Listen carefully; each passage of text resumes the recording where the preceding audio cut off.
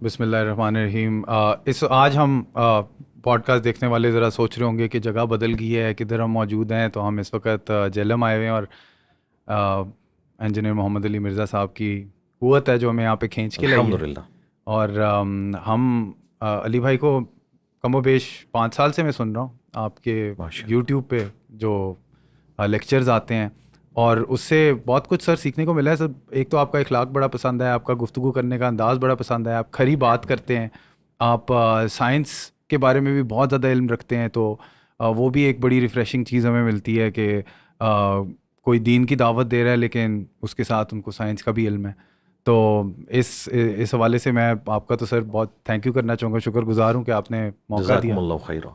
اور سر پہلا سوال یہی ہے کہ آپ نے مولانا، مفتی، ایسا کوئی نام نہیں اپنے شروع میں جوڑا، آپ نے انجینئر سے شروع کیا، تو یہ کیسے اور کیوں؟ لا حول ولا قوة الا باللہ، اللہم صلی علی محمد وعلی آل محمد۔ دیکھیں جی، مولانا یا مفتی تو تب میں لگاتا جب میں آفیشلی یہ لگانے کا حقدار ہوتا۔ پاکستان کے اندر جو لوگ ٹریڈیشنل طریقے سے درس نظامی کے ذریعے دین کے کام کو آگے لے کے چل رہے ہوتے ہیں یا مدرسے کی ڈگری حاصل کرتے ہیں تو وہ پراپرلی اس لفظ کو یوز کرتے ہیں۔ جس طرح کنگ ایڈورڈ میڈیکل کالج کا پڑھا ہوا شخص اپنے ساتھ انجینئر نہیں لکھ سکتا، اور یو ای ٹی سے پڑھا ہوا شخص اپنے ساتھ ڈاکٹر نہیں لکھ سکتا، الا یہ کہ وہ پی ایچ ڈی کر لے، تو ظاہر ہے وہ اپنے ساتھ انجینئر لکھے گا۔ تو یہ ایک وجہ تھی انجینئر ساتھ لکھنے کی، اور قطعاً اس کا مقصد کوئی روب ڈالنا نہیں تھا کہ اپنی ڈگری کا کوئی کسی کے اوپر روب ڈالنا ہے، بلکہ ڈاکٹرز تو عموماً اپنے ساتھ فرسٹ ایئر میں ڈاکٹر لکھنا شروع کر دیتے ہیں، لیکن انجینئرز کے اندر اس چیز کا فقدان پایا جاتا ہے۔ تو میں شروع سے سمجھتا تھا کہ ہمیں انجینئر اپنے نام کے ساتھ انجینئرز کو بھی لکھنا چاہیے، اس وجہ سے یہ نام لکھا، اور تو خاص ریزن نہیں تھی، کوئی روب ڈالنا مقصد نہیں تھا۔ اور انجینئرنگ کی دعوت بھی نہیں دینا تھا کہ لوگ اور انجینئر بنے آپ کو دیکھ کے، کیونکہ آخر کار آپ نہیں، انجینئرنگ کی دعوت تو میں ضرور دوں گا۔ میں سمجھتا ہوں کہ اپلائیڈ سائنسز جو ہے نا، یعنی انجینئرنگ کی جو فیلڈ ہے، یہ مسلمان کو تو ضرور اس فیلڈ میں قدم رکھنا چاہیے۔ میں نے میکینیکل انجینئرنگ کی ہوئی ہے الحمدللہ، اور انجینئرنگ کرنے کے بعد میں اپنے خدا کے زیادہ قریب ہوا ہوں۔ دنیا میں چیزوں کو آبزرو کرنا سائنس کی نظر سے، یہ انجینئرنگ کا کمال ہے۔ پھر یونیورسٹیز کے اندر تعلیم حاصل کرنا، اس کا جو ماحول ہے وہ انسان کو تھنک آؤٹ آف باکس کرنے پر مجبور کرتا ہے۔ آپ کسی ایک خاص مکتب فکر کے لوگوں میں نہیں ہوتے، اور نہ خاص ایک کمیونٹی کے لوگوں میں ہوتے ہیں۔ امیر لوگ بھی وہاں پہ پڑھ رہے ہوتے ہیں، غریب بھی، ہر خاندان سے آئے ہوئے لوگ ہوتے ہیں۔ دوسرے مکاتب فکر کو سننے کا، دیکھنے کا، ان کے پاس بیٹھنے کا موقع ملتا ہے، تو آپ کا ذہن کافی کھل جاتا ہے۔ اور یہی وہ کمی ہے جو ہم مدرسوں میں محسوس کرتے ہیں۔ مدرسے کے لوگ تو ایک خاص قسم کی سوچ بنا کے ایک فرقے کی، اور وہ بھی ایک خاص ماحول کے اندر لوگوں کو نکال رہے ہیں۔ اس کے اگینسٹ یونیورسٹیز میں آ کے انسان کا ذہن کھل جاتا ہے۔ تو میں کہتا ہوں انجینئرنگ یونیورسٹی میں اپنی کلاس کے نوٹس بنایا کرتا تھا، آج تک میرے نوٹس چل رہے ہیں، الا یہ کہ کچھ چیزوں میں کوئی اگر ایڈوانس چیز آ گئی ہے تو اس کی وجہ سے میرے اندر یہ کمپیٹنسی آ گئی کہ میں چیزوں کو انالیٹیکلی دیکھ سکتا ہوں، دین کی چیزوں کو بھی اس طریقے سے دیکھ کے اس کے باقاعدہ نوٹس بناتا ہوں، کس ترتیب سے ایک عام آدمی کے دماغ میں بات اتارنی ہے۔ یہ ساری کمپیٹنسی جو ہے نا، یہ انجینئرنگ کی فیلڈ میں نے حاصل کی ہے۔ پھر ریورس انجینئرنگ بھی کی ہے، جسے آپ ریسرچ کہہ لیں، اور یعنی مکاتب فکر کے اندر جو خرابیاں ہیں اس کا روٹ کاز انالیسس، اور پھر حق بات تک پہنچنا، یہ ساری کمپیٹنسی اس دنیاوی تعلیم کی وجہ سے ہوئی۔ دین کی تعلیم تو ہم بچپن سے، مجھے کتابیں پڑھنے کا شوق تھا، میٹرک سے لے کے یونیورسٹی کے فارغ ہونے تک۔ 2000 جون کے اندر میں نے اپنی ڈگری کمپلیٹ کی تھی، تو اب یہ آج 29 مئی 2022 ہے، تو آپ دیکھ لیں کتنے سال، 21 سال ہو چکے ہیں۔ ماشاءاللہ۔ ان 21 سالوں میں کتابیں پڑھی بھی ہیں، اس سے پہلے بھی میٹرک لیول سے لے کے یونیورسٹی کے فارغ ہونے تک پڑھتا رہا ہوں، اور ابھی بھی پڑھتا ہوں الحمدللہ۔ یہ تو لرننگ پروسیس تو انسان کا جاری رہتا ہے۔ علی بھائی، یہ ایسا کیوں ہے کہ کچھ لوگ سائنس پڑھتے ہیں اور ان کو سائنس کے دریافت کیے گئے قوانین کے ذریعے خدا کا نظام نظر آتا ہے، اور کچھ ایسے لوگ ہیں جو سائنس پڑھتے ہیں اور ان کو کوئی نظام نہیں نظر آتا، ان کو ایک ایسی دنیا جو بس بے وجہ بے مقصد جاری نظر آتی ہے وہ کائنات میں کہکشاؤں میں دیکھ کے. جس طرح مغرب میں آپ دیکھیں نیل ڈی گریس ٹائسن ہیں, وہ کاسمولوجی کی بڑے پروگرامز بناتے ہیں ڈسکوری پہ, اور ہمیشہ ان کا نقطہ نظر یہی ہوتا ہے کہ کوئی ایسا خالق نہیں ہے جس کا نظام یہ رواں ہو. تو آپ یہ ایسا کیوں ہے کہ ابھی جس طرح نیل ڈی گریس ٹائسن تو کاسمولوجی پڑھاتے ہیں, لیکن کوانٹم مکینکس کا عبدالسلام کو جو سیمیٹری کا آئیڈیا آیا تھا وہ کہتے ہیں کہ ان کو قرآن کی آیات اور قرآن کو پڑھنے سے آیا تھا, جبکہ ایک اسی وقت ایک ہی پیرلل میں ایک اور سائنٹسٹ جن کو بالکل بھی کوئی خدا کا تصور نہیں تھا, ان کو بھی یہی آئیڈیا آیا تھا. تو یہ اس طرح کا تصادم ہمیں کیوں محسوس ہوتا ہے سائنس کے اندر کہ وہ دین کے یا خلاف ہیں یا ان کو دین اور خدا مل رہا ہے بیچ میں؟ دیکھیں سائنس جو ہے ایک کامن ریلیجن ہے امنگ ہیومینٹی. سائنس کسی کا ٹھیکہ نہیں ہے کہ یہ مسلمان اس کو لے کے چلیں گے یا ہندو یا کرسچنز یا عیسائی یہودی لے کے چلیں گے. سب نے اپنے اپنے لیول کے اوپر کنٹریبیوٹ کیا ہے سائنس کو. اس وقت اس ماڈرن ایج کے اندر ہمیں سب سے زیادہ کنٹریبیوشن کرسچنز کی نظر آتی ہے یا ایتھیسٹ کی نظر آتی ہے. اس کی وجہ سے یہ مونوپلی بنا کے ایک کلٹ بن چکے ہیں. ایتھیزم بھی تو اس وقت ایک مذہب ہی بن چکا ہے نا. میں نے تو دیکھا ہے جتنا بد اخلاق میں نے ان لوگوں کو پایا ہے, ان کے مقابلے پہ اگر کوئی ہے تو وہ مذہبی طبقہ ہے. ایک لیول کی ان کی گمراہی ہے. جیسے یہ اپنا وہ کانفیڈنس لوز کرتے ہیں نا دلائل میں, تو پھر یہ اپنے اخلاقی رویے جس کا یہ ہمیں درس دیتے ہیں اس سے پیچھے ہٹ جاتے ہیں, کسی ایک گراؤنڈ کے اوپر کھڑے نہیں ہوئے. باقی یہ ضروری نہیں ہوتا کہ آپ اگر سائنس کو پڑھ رہے ہیں تو اس کے بعد آپ خدا تک پہنچ جائیں گے, جب تک کہ آپ اوپن مائنڈ ہو کے پری ڈیٹرمنٹ رزلٹس کے بغیر نہ دیکھیں. میں نے تو دیکھا ہے کئی لوگ ایک فیلڈ کے اندر بڑے ایپیکس کے اوپر ہوتے ہیں, لیکن دوسری فیلڈ کے اندر انہوں نے اپنے اصول اور مبادی ڈفرینٹ رکھے ہوتے ہیں. میں غامدی صاحب کا حوالہ دوں گا, وہ اپنے پنجاب یونیورسٹی کا کوئی واقعہ سنا رہے تھے کہ کوئی ایک ٹیچر ہے جو تبلیغی جماعت سے تعلق رکھتے تھے, انہوں نے فائنانس کی فیلڈ میں یا اکنامکس کی فیلڈ میں کوئی لیکچر دیا تو کہتے ہیں کہ کمال کر دیا. لیکن جب بعد میں نے دین کے بارے میں ان سے ڈسکشن کی, حالانکہ ان کا حلیہ وہی تھا مذہبی, تو لگا کہ آسمان سے زمین پہ آ گئے. دین کے معاملے میں آپ یہاں پہ بھی دیکھ لیں کتنے لوگ ہیں, ریٹائرڈ جنرلز ہیں, سپریم کورٹ کے ججز ہیں, اسی طریقے سے ڈاکٹرز ہیں, انجینئرز ہیں, لیکن دین کے معاملے میں وہ ان پڑھ مولوی کے پیچھے آنکھیں بند کر کے چل رہے ہیں. وہاں انہوں نے اس کو اپلائی نہیں کیا.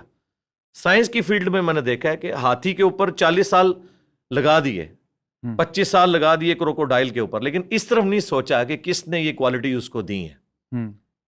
وہ کوالٹیز جو آج سائنس ہمیں بتا رہی ہے, جو کروکوڈائل کو خود بھی نہیں پتا ہوگا کہ میرے اندر یہ کمپیٹنسی ہے, وہ اس کو یوز کر رہا ہے. جس طرح ہم کئی چیزوں کے یوزر ہیں, موبائل کے ہم یوزر ہیں, ہمیں تو نہیں پتا اس کے اندر کیا سسٹم ہے, چلے مجھے یا آپ کو پتا ہوگا سائنس کی وجہ سے, عام بندے کو تو نہیں پتا, لیکن وہ یوز کر رہا ہے. اس طرح یہ تمام جاندار وہ کمپیٹنسیز یوز کر رہے ہیں جس کا انہیں خود بھی نہیں پتا.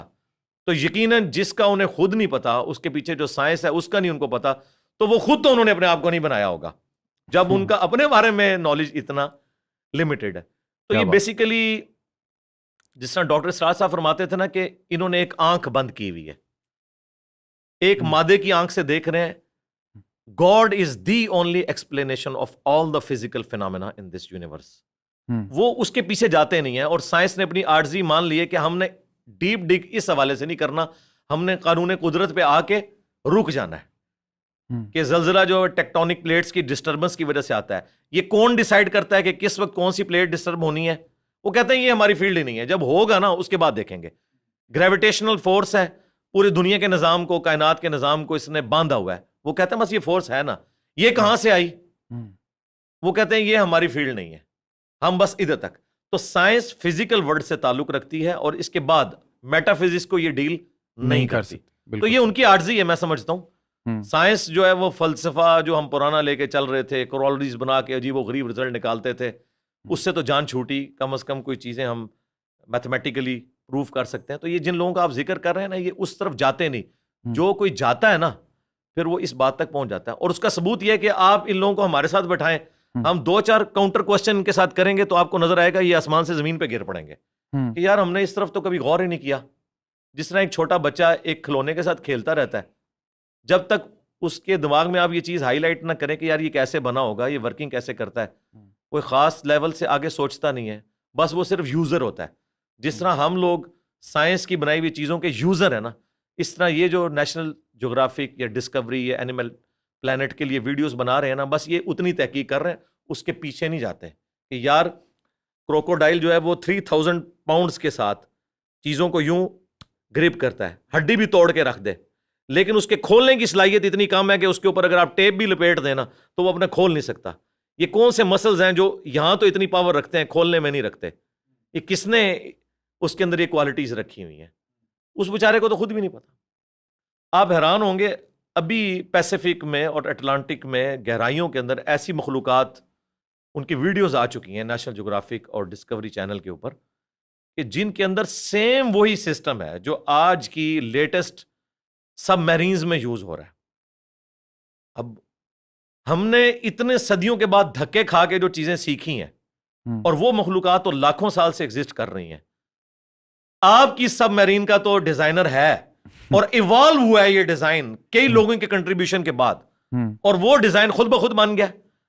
آپ کی سب میرین میں تو آپ فیول خود ڈالتے ہیں، اور وہ جو سب میرینز پھر رہی ہیں وہ اپنا فیول بھی خود تلاش کرتی ہیں اور اپنی ریپروڈکشن بھی کرتی ہیں۔ آپ کی سب میرین تو کوئی بچہ نہیں دیتی، نہ اس کا آگے سے کوئی بچہ ہوتا ہے، اس کے اوپر اربوں ڈالر لگانے پڑتے ہیں۔ یہ تو کسی کے بنانے سے بنے ہیں، اور وہ خود بخود بن گئی ہیں چیزیں۔ میں اکثر کہتا ہوں کہ اس کائنات میں ہر چیز معجزہ ہے، لیکن ہم ان معجزات کے عادی ہو چکے ہیں۔ اگر کوئی شخص ایسی دنیا کا رہنے والا ہو جس سے یہ ایکسپیرینس نہ ہو کہ انڈے میں سے چوزا نکلتا ہے، اور اس نے انڈے کو صرف کھانے کے طور پر توڑ کے اس لیسدار مادے کو یوز کیا ہو، وہ کبھی بھی یقین نہیں کرے گا اس میں سے اتنا خوبصورت چوزا اور یہ بڑا ہو کے اتنا بڑا مرغا بن جاتا ہے۔ لیکن ہمارے یہ روٹین میں ہے، اس لیے ہمیں کوئی آکورڈ نہیں لگتا۔ ایک بیج 6 ارب گنا بڑا درخت بن جاتا ہے۔ اگر کوئی ایسی دنیا کا باشندہ ہو جسے نہ پتا ہو کہ اس بیج میں سے یہ سارا درخت نکلتا ہے اور اس میں ایک ایک ٹائنیس ڈیٹیل اس بیج کے اندر موجود ہے، وہ کبھی نہیں مانے گا کہ اتنا ڈیٹا اتنی چھوٹی سی ہارڈ ڈسک میں کیسے آ سکتا ہے۔ پھول کے لگنے کا ٹائم، اس کے پکنے کا ٹائم، اور دیکھیں آپ ایک ہی زمین سے سراب ہوتی ہیں ساری چیزیں، ذائقے مختلف ہوتے ہیں، اور یہ وہ چیزیں جو اللہ تعالیٰ نے سورۃ الانعام میں بیان کی ہیں، وہ فزیکل ایکسپیرینسز جو آج سے 10,000 سال پہلے کا انسان بھی ایکسپیرینس کر سکتا تھا، آج کا انسان بھی اور آنے والا انسان بھی۔ اس لیے قرآن اس طرح کی سائنس کی چیزوں کو، فزیکل فینومین آف نیچر کو جو ہے وہ ڈسکس کرتا ہے۔ سائنس نے، دیکھیں ہم سائنس کا علم حاصل کر کے بڑے کانفیڈنٹ ہو جاتے ہیں۔ مجھے بتائیں، اگر سائنس نے یہ چیز سیکھ لی ہے کہ سورج مشرق سے نکلتا ہے اور مغرب میں غروب ہوتا ہے ود رسپیکٹ ٹو زمین، ویسے تو غروب ہی نہیں ہوتا، کیا اس قانون نے سورج کو پیدا کیا؟ کیا یہ پتا چل جائے کہ سورج میں یہ گیسز ہیں تو کیا اس انفارمیشن نے سورج کو پیدا کر دیا؟ نہیں۔ یہ ساری انفارمیشن سائنس کی میتھمیٹیکل ماڈلز جو ہیں، یہ انسان کو وہ چیزیں سمجھنے میں آسانی دیتے ہیں۔ یہ کریٹر نہیں ہے اس چیز کے، کریٹر تو اس فزیکل ورلڈ سے ہٹ کے چیز ہے۔ تو آپ نے آج کل کے جو جدید علماء ہیں ان میں دیکھا ہوگا کہ سائنس کی تھوڑی نالج کی کمی ہے، آپ کے اندر وہ دونوں چیزیں جنم لیتی ہیں، دین کا تصور بھی ہے، سائنس کا بھی تصور آپ سمجھتے ہیں، اور تو آپ کو یہ جو پستی میں گر گئے ہیں ہمارا علم، جہاں تک مذہبی فکر کے لوگوں کی بات ہے، تو آپ کو اس کی کیا سبب کیا ہے اس کا، کہ کیوں ایسا ہوا ہے کہ ایک زمانہ تھا؟ یہ ہمارا مدرسہ سسٹم ہے جی۔ جب انگریزوں کی غلامی میں ہم لوگ رہے تو ہم نے، جن لوگوں نے ہمیں تعلیم کی طرف مائل کیا، بدقسمتی کے ساتھ ان میں سے بعض لوگ ایک ریڈ لائن کو کراس کر گئے، جس طرح سر سید احمد خان۔ اس کی وجہ سے لوگوں نے یہ کنکلوڈ کر لیا کہ سائنس کی تعلیم اینٹی مذہب ہے، حالانکہ یہ دونوں کا ٹاپک ہی ڈیفرنٹ ہے۔ فزکس کیمسٹری کے خلاف کیسے ہو سکتی ہے؟ دونوں الگ ٹاپکس ہیں، ٹھیک ہے۔ دین جو ہے وہ فزیکل ورلڈ کے ساتھ تعلق نہیں رکھتا، بلکہ ریویلڈ نالج کے ساتھ تعلق رکھتا ہے۔ ہاں، ایکوائرڈ نالج، سائنس کا علم جو اس کو ایڈریس وہ ضرور کرتا ہے، لیکن اس علم کے ذریعے وہ کہتا ہے آپ خدا کا تعارف کریں کہ اس کے پیچھے خدا ہے جو ان ساری چیزوں کو لے کے چل رہا ہے۔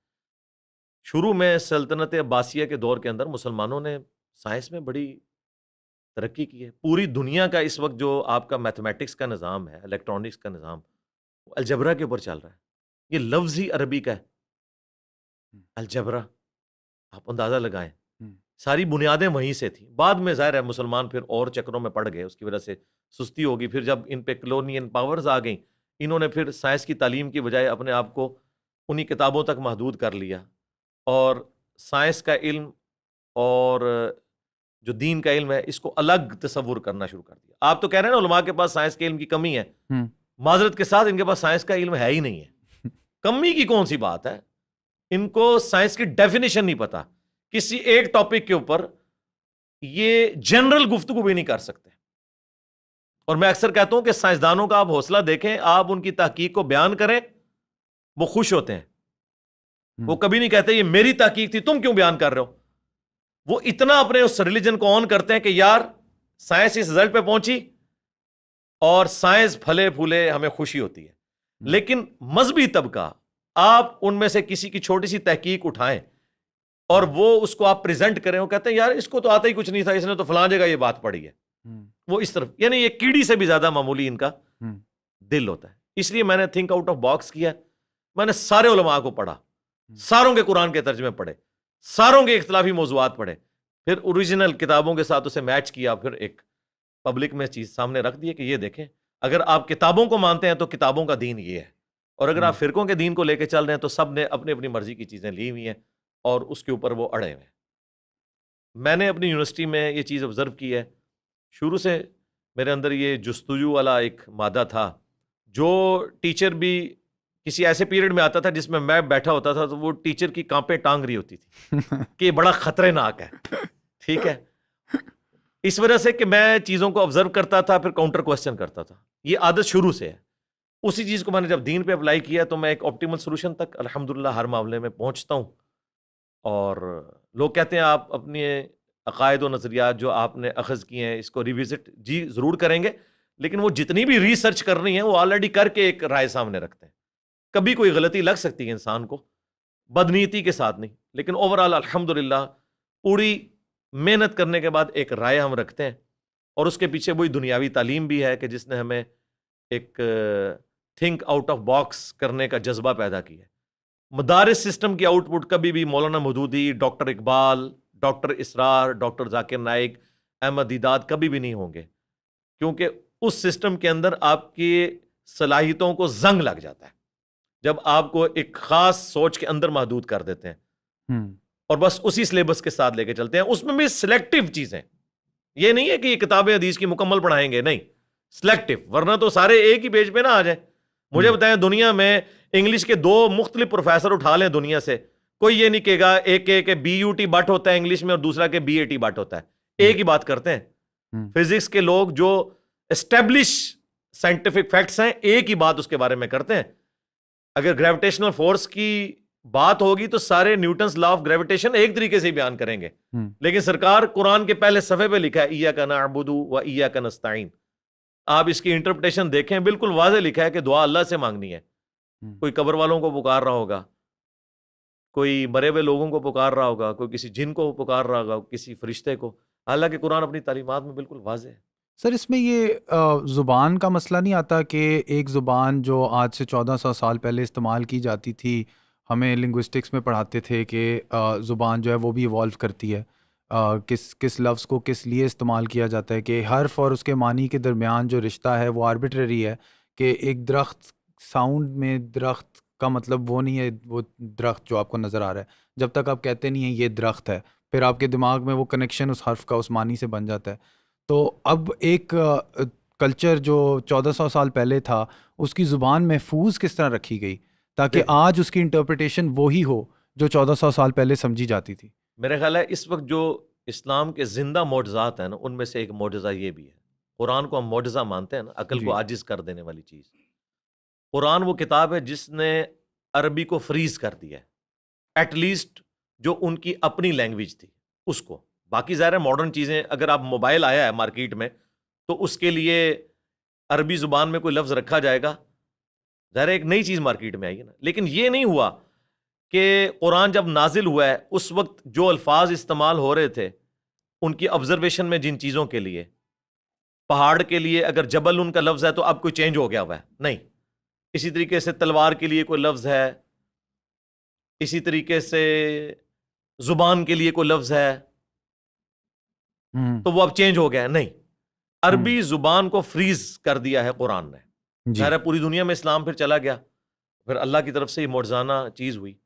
لہٰذا عربی جو ہے وہ فریز ہوئی ہے as far as Quranic Arabic is concerned. سب وہ اس زمانے کی لغت کے ذریعے فریز ہوئی ہوگی کیونکہ وہ اس زمانے کی ڈکشنری کے اندر کچھ اب آج کل کے سعودی عربیہ میں جو عربی بولی جاتی ہوگی وہ یقیناً مختلف ہوگی قرآن کی عربی سے.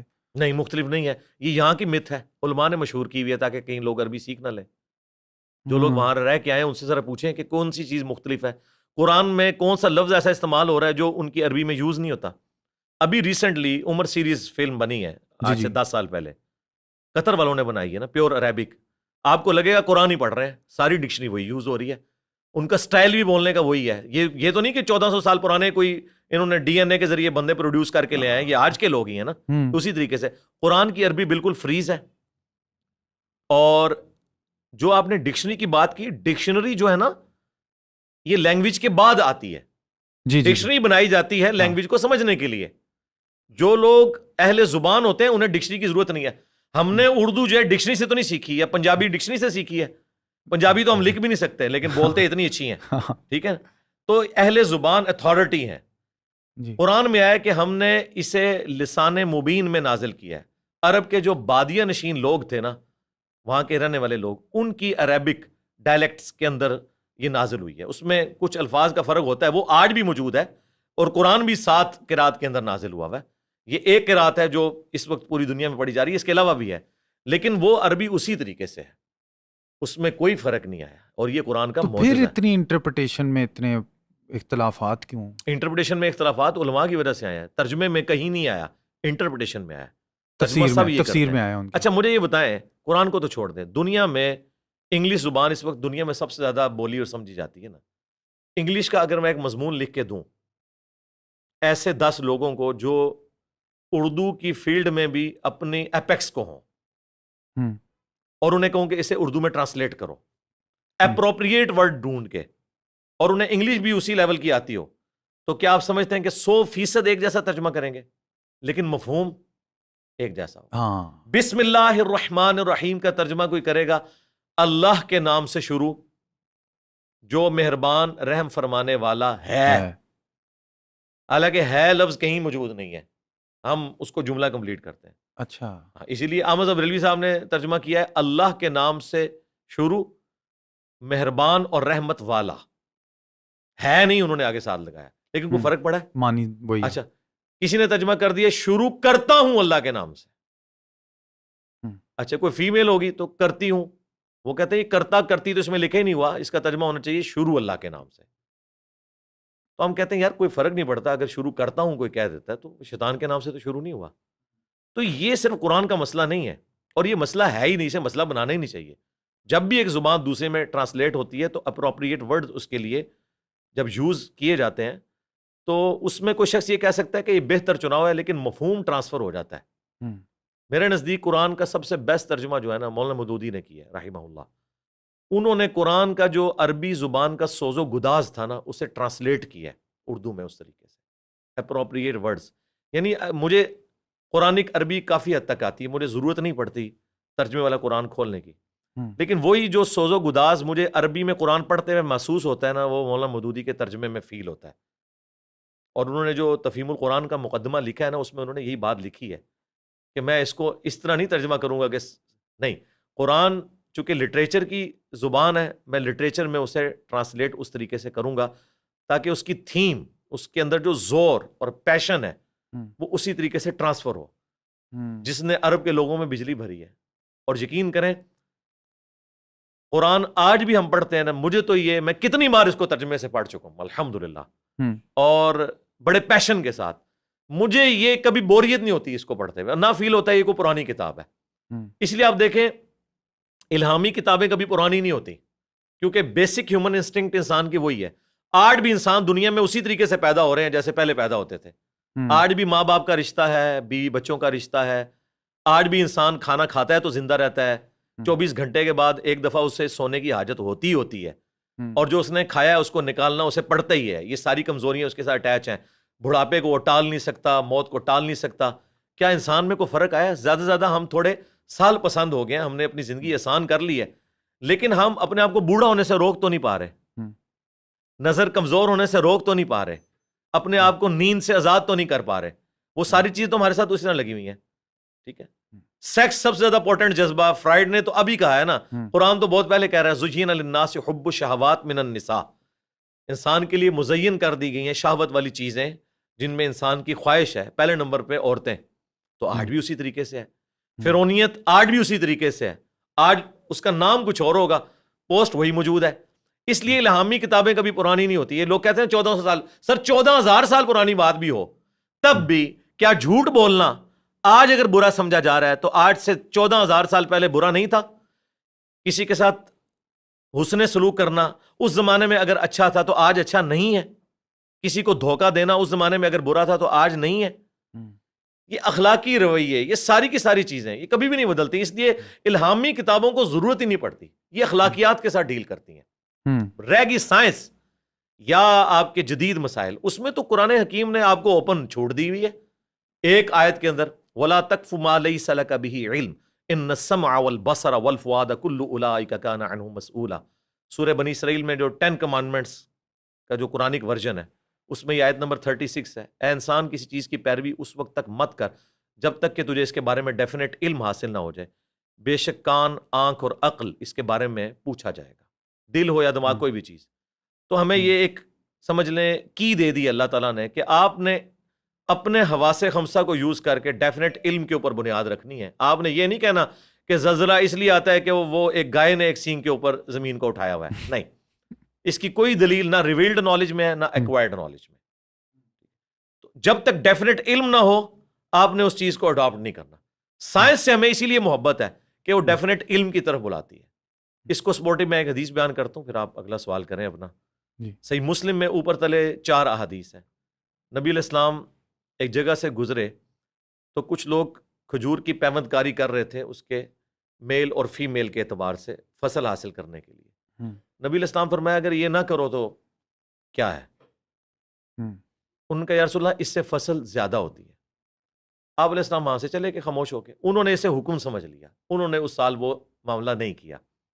فصل تھوڑی ہوگی کیونکہ 295C نہیں تھی. اوپنلی آ کے حضور سے شکایت کی, یا رسول اللہ آپ نے یہ کہا تھا, دیکھیں ہماری تو فصل کم پڑ گئی ہے. آپ نے فرمایا کہ میں نے تمہیں یہ تو نہیں کہا تھا کہ یہ نہ کرو, میں نے تو ایک پوچھا تھا اور ایک مشورہ دیا تھا. انتم اعلم بامر دنیاکم, تم اپنے دنیا کے کاموں کو مجھ سے بہتر سمجھتے ہو. پھر آپ نے ساتھ فرمایا اگر میں تمہیں اللہ کے ریفرنس سے کوئی بات کروں دین کے حوالے سے وہ تم لے لیا کرو, لیکن تمہارے دنیاوی معاملات میں اگر میں تمہیں کوئی سجیشن دوں تو جو چیز تم نے ایکسپیرینس سے حاصل کی تم اسی کو فالو کرو. یار اتنا جگرا کسی کا ہو سکتا ہے کہ پروفٹ ہو, لیڈر بھی ہو, جس کے ساتھ آپ کا ایمان جڑا ہوا ہے, اور وہ شخص اپنے آپ کو پیش کرے کہ نہیں بھائی سائنٹیفک فیکٹس کے حوالے سے اگر میں کوئی بات کرتا ہوں تمہارا ایکسپیرینس کسی فیلڈ میں ہے تو اسے فالو کرو. یہ اس بات کا جواب ہے کہ E=mc². آپ کو پروفٹ نے کیوں نہیں بتایا؟ اس لیے کہ یہ چیز اللہ نے پروفٹ کو نہیں سکھائی ہوئی تھی اور نہ ہی ان کی ضرورت تھی. وہ ہدایت کے امام ہیں, ظاہر ہے انہوں نے تو اس کام کے لیے ہے نا. اگر اللہ تعالیٰ نے کوئی سائنٹیفک چیزیں ان سے کروانی ہوتی نا تو جس اللہ نے ایمبریولوجی سے متعلق آیات نازل کر دی, جیولوجی سے متعلق, اسٹرونومی سے متعلق, جو آج ہمیں 20ویں صدی اور 21ویں صدی میں الیکٹرانک مائکروسکوپ سے چیزیں پتہ چل رہی ہیں, ٹھیک ہے, وہ اللہ تعالیٰ یہ بھی چیزیں ان کو سکھا سکتا تھا. لیکن قرآن کا جو مقصد ہے انسانیت کی ہدایت ہے. قرآن سائنس کی کتاب نہیں ہے, سائنس کی کتاب ہے, اللہ کی نشانیوں کی, چاہے وہ فزیکل فینومین آف نیچر ہوں یا باقی چیزیں ہوں. گاڈ اورینٹڈ ہمیں یہ کتاب کرتی ہے, سائنٹیفک فیکٹس کے اوپر بولتی ہے, جو اسٹیبلش سائنس ہے الحمدللہ اس کی تصدیق کر رہی ہے. سر پھر یہ اتنی ایک کتاب ہے جس کا آپ کہتے ہیں کہ انٹرپریٹیشن کے اندر چلو تھوڑے بہت مختلف انٹرپریٹیشنز بھی آ جائیں گی لیکن اس کا کم از کم معنی جو ہے وہ محفوظ رہے گا. ہاں جی محفوظ ہے. اور تو اس کے بعد اتنی زیادہ مختلف مکتبہ فکر کیوں وجود میں آتے ہیں, اور پھر اتنی زیادہ تفسیروں میں بھی بہت زیادہ فرق ہوتے ہیں, لوگوں کے خیالات بھی فرق پیدا ہوتے ہیں. تو ایک پہ کبھی آپ کو نظر آ رہا ہے کہ ایک ہی بلیف پہ سارے کے سارے مسلمان کھڑے ہو جائیں؟ ایسا نہیں کبھی بھی ہوگا, نہ اللہ تعالیٰ ایسا چاہتا ہے کہ ایسا ہو جائے, ورنہ تو اللہ تعالیٰ انسان کو ایک طرح بناتا ہے. قرآن میں جگہ جگہ یہ آیا ہے, اے نبی اپنے آپ کو اس غم سے ہلاک کر لو گے کہ لوگ ایمان نہیں لے کے آتے. اگر اللہ چاہتا ان سب کو ہدایت پہ جمع کر دیتا. یہی تو آپ نے خدا کو ارن کرنا ہے. فرشتوں کے لیے جنت نہیں ہے, جنت انسان کے لیے کیوں ہے؟ کیونکہ انسان نے اللہ کو ارن کرنا ہے. فرشتوں نے اللہ کو ارن نہیں کیا، ان کو بائی ڈیفالٹ ویسا بنایا گیا ہے. اسی لیے میں اکثر کہتا ہوں کہ حضرت جبرائیل علیہ السلام اگر مجھے کہنا کہ انجینئر صاحب ایمان ایکسچینج کرنا ہے، میں کہوں گا نا، آپ کا ایمان بائی ڈیفالٹ ہے اور میرا بائی چوائس ہے. میرے لیے سب سے بڑی خوشی کی بات یہ ہے کہ میں نے اپنی چوائس سے اپنے رب کو چوز کیا، اسی کا بدلہ جنت ہے. اور یہی وجہ ہے کہ فرشتوں کے ہوتے ہوئے اللہ نے ایک ایسی مخلوق پیدا کی ہے جو اپنی مرضی سے اللہ کو چنے. اللہ کی مرضی سے تو انہوں نے چنا ہوا تھا نا. اس میں بولتا ہوں کہ اللہ تعالیٰ نے ہمیں بہت سیریس لیا ہوا ہے، ہم نے اللہ کو سیریس نہیں لیا ہوا. اللہ کے نزدیک سب سے سیریس کریشن جو ہے انسان ہے. پوری کائنات اس کے اوپر فوکس ہے، فرشتے اس کے کام میں لگے ہوئے ہیں. کائنات، سورج دیکھیں اس کی خدمت میں لگا ہوا ہے، ہوائیں اس کی خدمت میں لگی ہوئی ہیں، ہر چیز انسان کی خدمت میں. کائنات انسان کے لیے بنی اور انسان کو اللہ نے اپنے لیے بنایا. تو یہ انٹرپریٹیشن کا فرق اس لیے آتا ہے کہ چونکہ سوچنے سمجھنے کی صلاحیت ہے، تو سوچنے اور سمجھنے کی جب صلاحیت ہے اور شر اور خیر کا مادہ اللہ نے ہمیں ودیت کیا ہے، فَأَلْهَمَهَا فُجُورَهَا وَتَقْوَاهَا. اگر میں آپ سے پوچھوں کہ اگر یہ بات طے ہے کہ کسی کو ناحق قتل کرنا یہ بری چیز ہے، تو پھر لوگ ایک دوسرے کو قتل کیوں کر دیتے ہیں؟ اور وہ قاتل بھی ان پرنسپل یہ سمجھتا ہے کہ قتل کرنا برا ہے، ورنہ جیل میں جا کے یا پھانسی چڑھتے ہوئے تو وہ مان ہی لیتا ہے. تو یہ بات اسے پہلے بھی پتا ہوتی ہے، لیکن ظاہر مغلوب ہو جاتا ہے. دنیا میں ایک جگہ پہ تب لوگ جمع ہو سکتے ہیں کہ اللہ تعالیٰ کسی کی عقل ایک جگہ پہ سٹاپ کر دے، وہ تھنک آؤٹ آف باکس کر ہی نہ سکے، اور وہ صرف خیر کو یوز کرے. تو انسان میں خیر اور شر دونوں ہیں، اور اسے اختیار دے دیا گیا. اور یہ اصول ہے کہ جہاں پہ اختیار آتا ہے وہاں پہ غلطی بھی ہوتی ہے، اور غلطی کرنے والے کو بھی پتا ہوتا ہے. یہ اس کی ریزن ہے. بالکل نبی علیہ السلام کی موجودگی میں صحابہ کرام سے ایسی ایکٹیویٹیز پرفارم ہوئی ہیں. آج ہم ان چیزوں کا نہیں سوچ رہے جو اس زمانے میں ہو گیا، اس وجہ سے کہ اللہ تعالیٰ نے اس چیز کا اختیار دیا ہوا ہے، اور یہی آپ کا ٹیسٹ ہے. اسی کی وجہ سے آپ کی جنت کا فیصلہ ہونا ہے. تو اللہ تعالیٰ نے ہمیں ایسا بنایا نہیں ہے نا. وہ فرشتے ہیں تو دیکھ لیں غلطی نہیں کرتے. جنہیں بنایا ایسا تو وہ غلطی بھی کریں گے، اس سے لرن بھی کریں گے. ویسے تو لوگ بڑا بہانہ کرتے ہیں، جی جناب مجھے پتہ نہیں چلا، لیکن آپ دیکھ لیں کہ انسان جب وہ کام کر رہا ہوتا ہے اسے پتہ ہوتا ہے کہ میں، اس کو اندر سے بیٹھا ہوا مفتی اسے بار بار کہہ رہا ہوتا ہے. صحیح مسلم کی حدیث ہے، گناہ وہ جو تیرے دل میں کھٹکے اور تو اس بات سے ڈرے کہ لوگوں کو پتہ نہ چل جائے. لوگ ہمیں اکثر پوچھ رہے ہوتے ہیں جی ہم یہ کر رہے ہیں کہیں برا تو نہیں. تو میں اسے یہی کہتا ہوں یار اپنے آپ سے ذرا پوچھو، جی ہم نے وہ آفس میں لکھ کے دیا ہوا ہے کہ پارٹ ٹائم جاب نہیں میں کروں گا، تو میں کیا پارٹ ٹائم جاب کر سکتا ہوں اس کے ساتھ اگرچہ میں آفس کا کام پورا کر رہا ہوں؟ تو میں اسے یہ پوچھتا ہوں کہ اگر آپ کے آفس والوں کو پتہ چلا، کہتے ہیں وہ فائر کر دیں گے. تو میں نے کہا برا ہے پھر، یہ آپ ڈرتے ہو کہ انہیں نہ پتہ چلے، کیونکہ معاہدے کے اوپر پوری دنیا کا نظام چل رہا ہے نا. تو یہ کبھی نہیں ہوگا. یا دنیا کی عقل لے لی جائے، انہیں بھیڑ بکریوں کی طرح ایک جگہ جمع کیا جائے، پھر اختلاف ختم ہو جائے گا. یا وقت کا پیغمبر ہو اور لوگ اسے فالو کریں، اس کے حکم کی وجہ سے دب جائیں، تو یہ ہو سکتا ہے. اور وہ بھی دبیں گے. وہ بھی قرآن میں آیا نا کہ تم مومن نہیں ہو سکتے جب تک کہ نبی کے فیصلوں کو دل سے تسلیم نہ کر لو، اگرچہ برے بھی لگ رہے ہوں. وہ اس کی وجہ سے دب جاتے ہیں. ادروائز آج بھی بغاوت ہے. آپ دیکھیں اگر باہر کے ملکوں میں قانون سخت نہ ہوں، کیمرے نہ لگے ہوئے ہوں، تو آپ دیکھیں برائی اسی طریقے سے ہوتی ہے. بجلی جب چلی جاتی ہے تو کیا سٹورز کے اوپر چوریاں نہیں ہوتی ہیں؟ ہوتی ہیں نا، کیونکہ انہیں پتہ چلتا ہے وقتی طور پہ تھوڑا سا معاملہ ٹل گیا. تو وہاں پہ جو آپ کو خیر نظر آ رہی ہے نا، وہ قانون کی حکمرانی کی وجہ سے ہے. ہمارے معاشرے میں جو آپ کو خیر کا ایلیمنٹ جہاں پہ نظر آ رہا ہے نا، وہ گاڈ اورینٹڈ ہونے کی وجہ سے ہے. یہ حقیقت ہے. ادروائز یہاں پہ جتنی غربت ہے، یہاں پہ جتنے لوگ کس پرسی کا شکار ہیں، جتنے دنیا کے لیے ان کے اندر ہوس پائی جاتی ہے، یہ تو چیڑ پھاڑ کے رکھ دیں ایک دوسرے کو. خدا خوفی پھر بھی موجود ہے. مذہب نے اس معاشرے کو کافی حد تک سنبھالا ہوا ہے. اس معاشرے کو قانون کی حکمرانی نے سنبھالا ہوا ہے، انصاف نے سنبھالا ہوا ہے. اور یہاں پہ اگر انصاف آ جائے تو نور علی نور. اس لیے آپ دیکھیں یہاں سے جو لوگ اس معاشرے میں جاتے ہیں، اس معاشرے کے لوگ بھی یہاں کے لوگوں کی تعریف کرتے ہیں کہ یہ ہم سے بیسٹ پرفارم کر رہے ہیں. وجہ یہ کہ وہ نور علی نور ہو جاتا ہے. ان کے تو مذہب میں بھی یہ بات اسی طریقے سے ہے، اور وہاں پہ قانون کی وجہ سے ماننا بھی پڑتا ہے، تو وہ زیادہ بونافائڈ ہو جاتے ہیں. کیا بات ہے. علی بھائی اگر امتحان کے ہی مقصد کے لیے اس دنیا کو بنایا گیا ہے، اور اب اسی وجہ سے ہم غلطیاں بھی کھائیں گے، اور ہم انسان ہیں، اور ہمیں اسی لیے وہ اخلاقی ہدایت بھی اسلام کے ذریعے دی گئی ہے تاکہ ہم اپنے آپ کو پخت کرنے کی کوشش کریں. تو ہمیں نظر تو نہیں آ رہا کہ ایک چیز پہ لوگ اکٹھے ہوں گے، ایک ہی مسلمانیت اگر کہہ سکتے ہیں جی ہاں جی ہاں. اس پہ لوگ اکٹھے ہوں گے.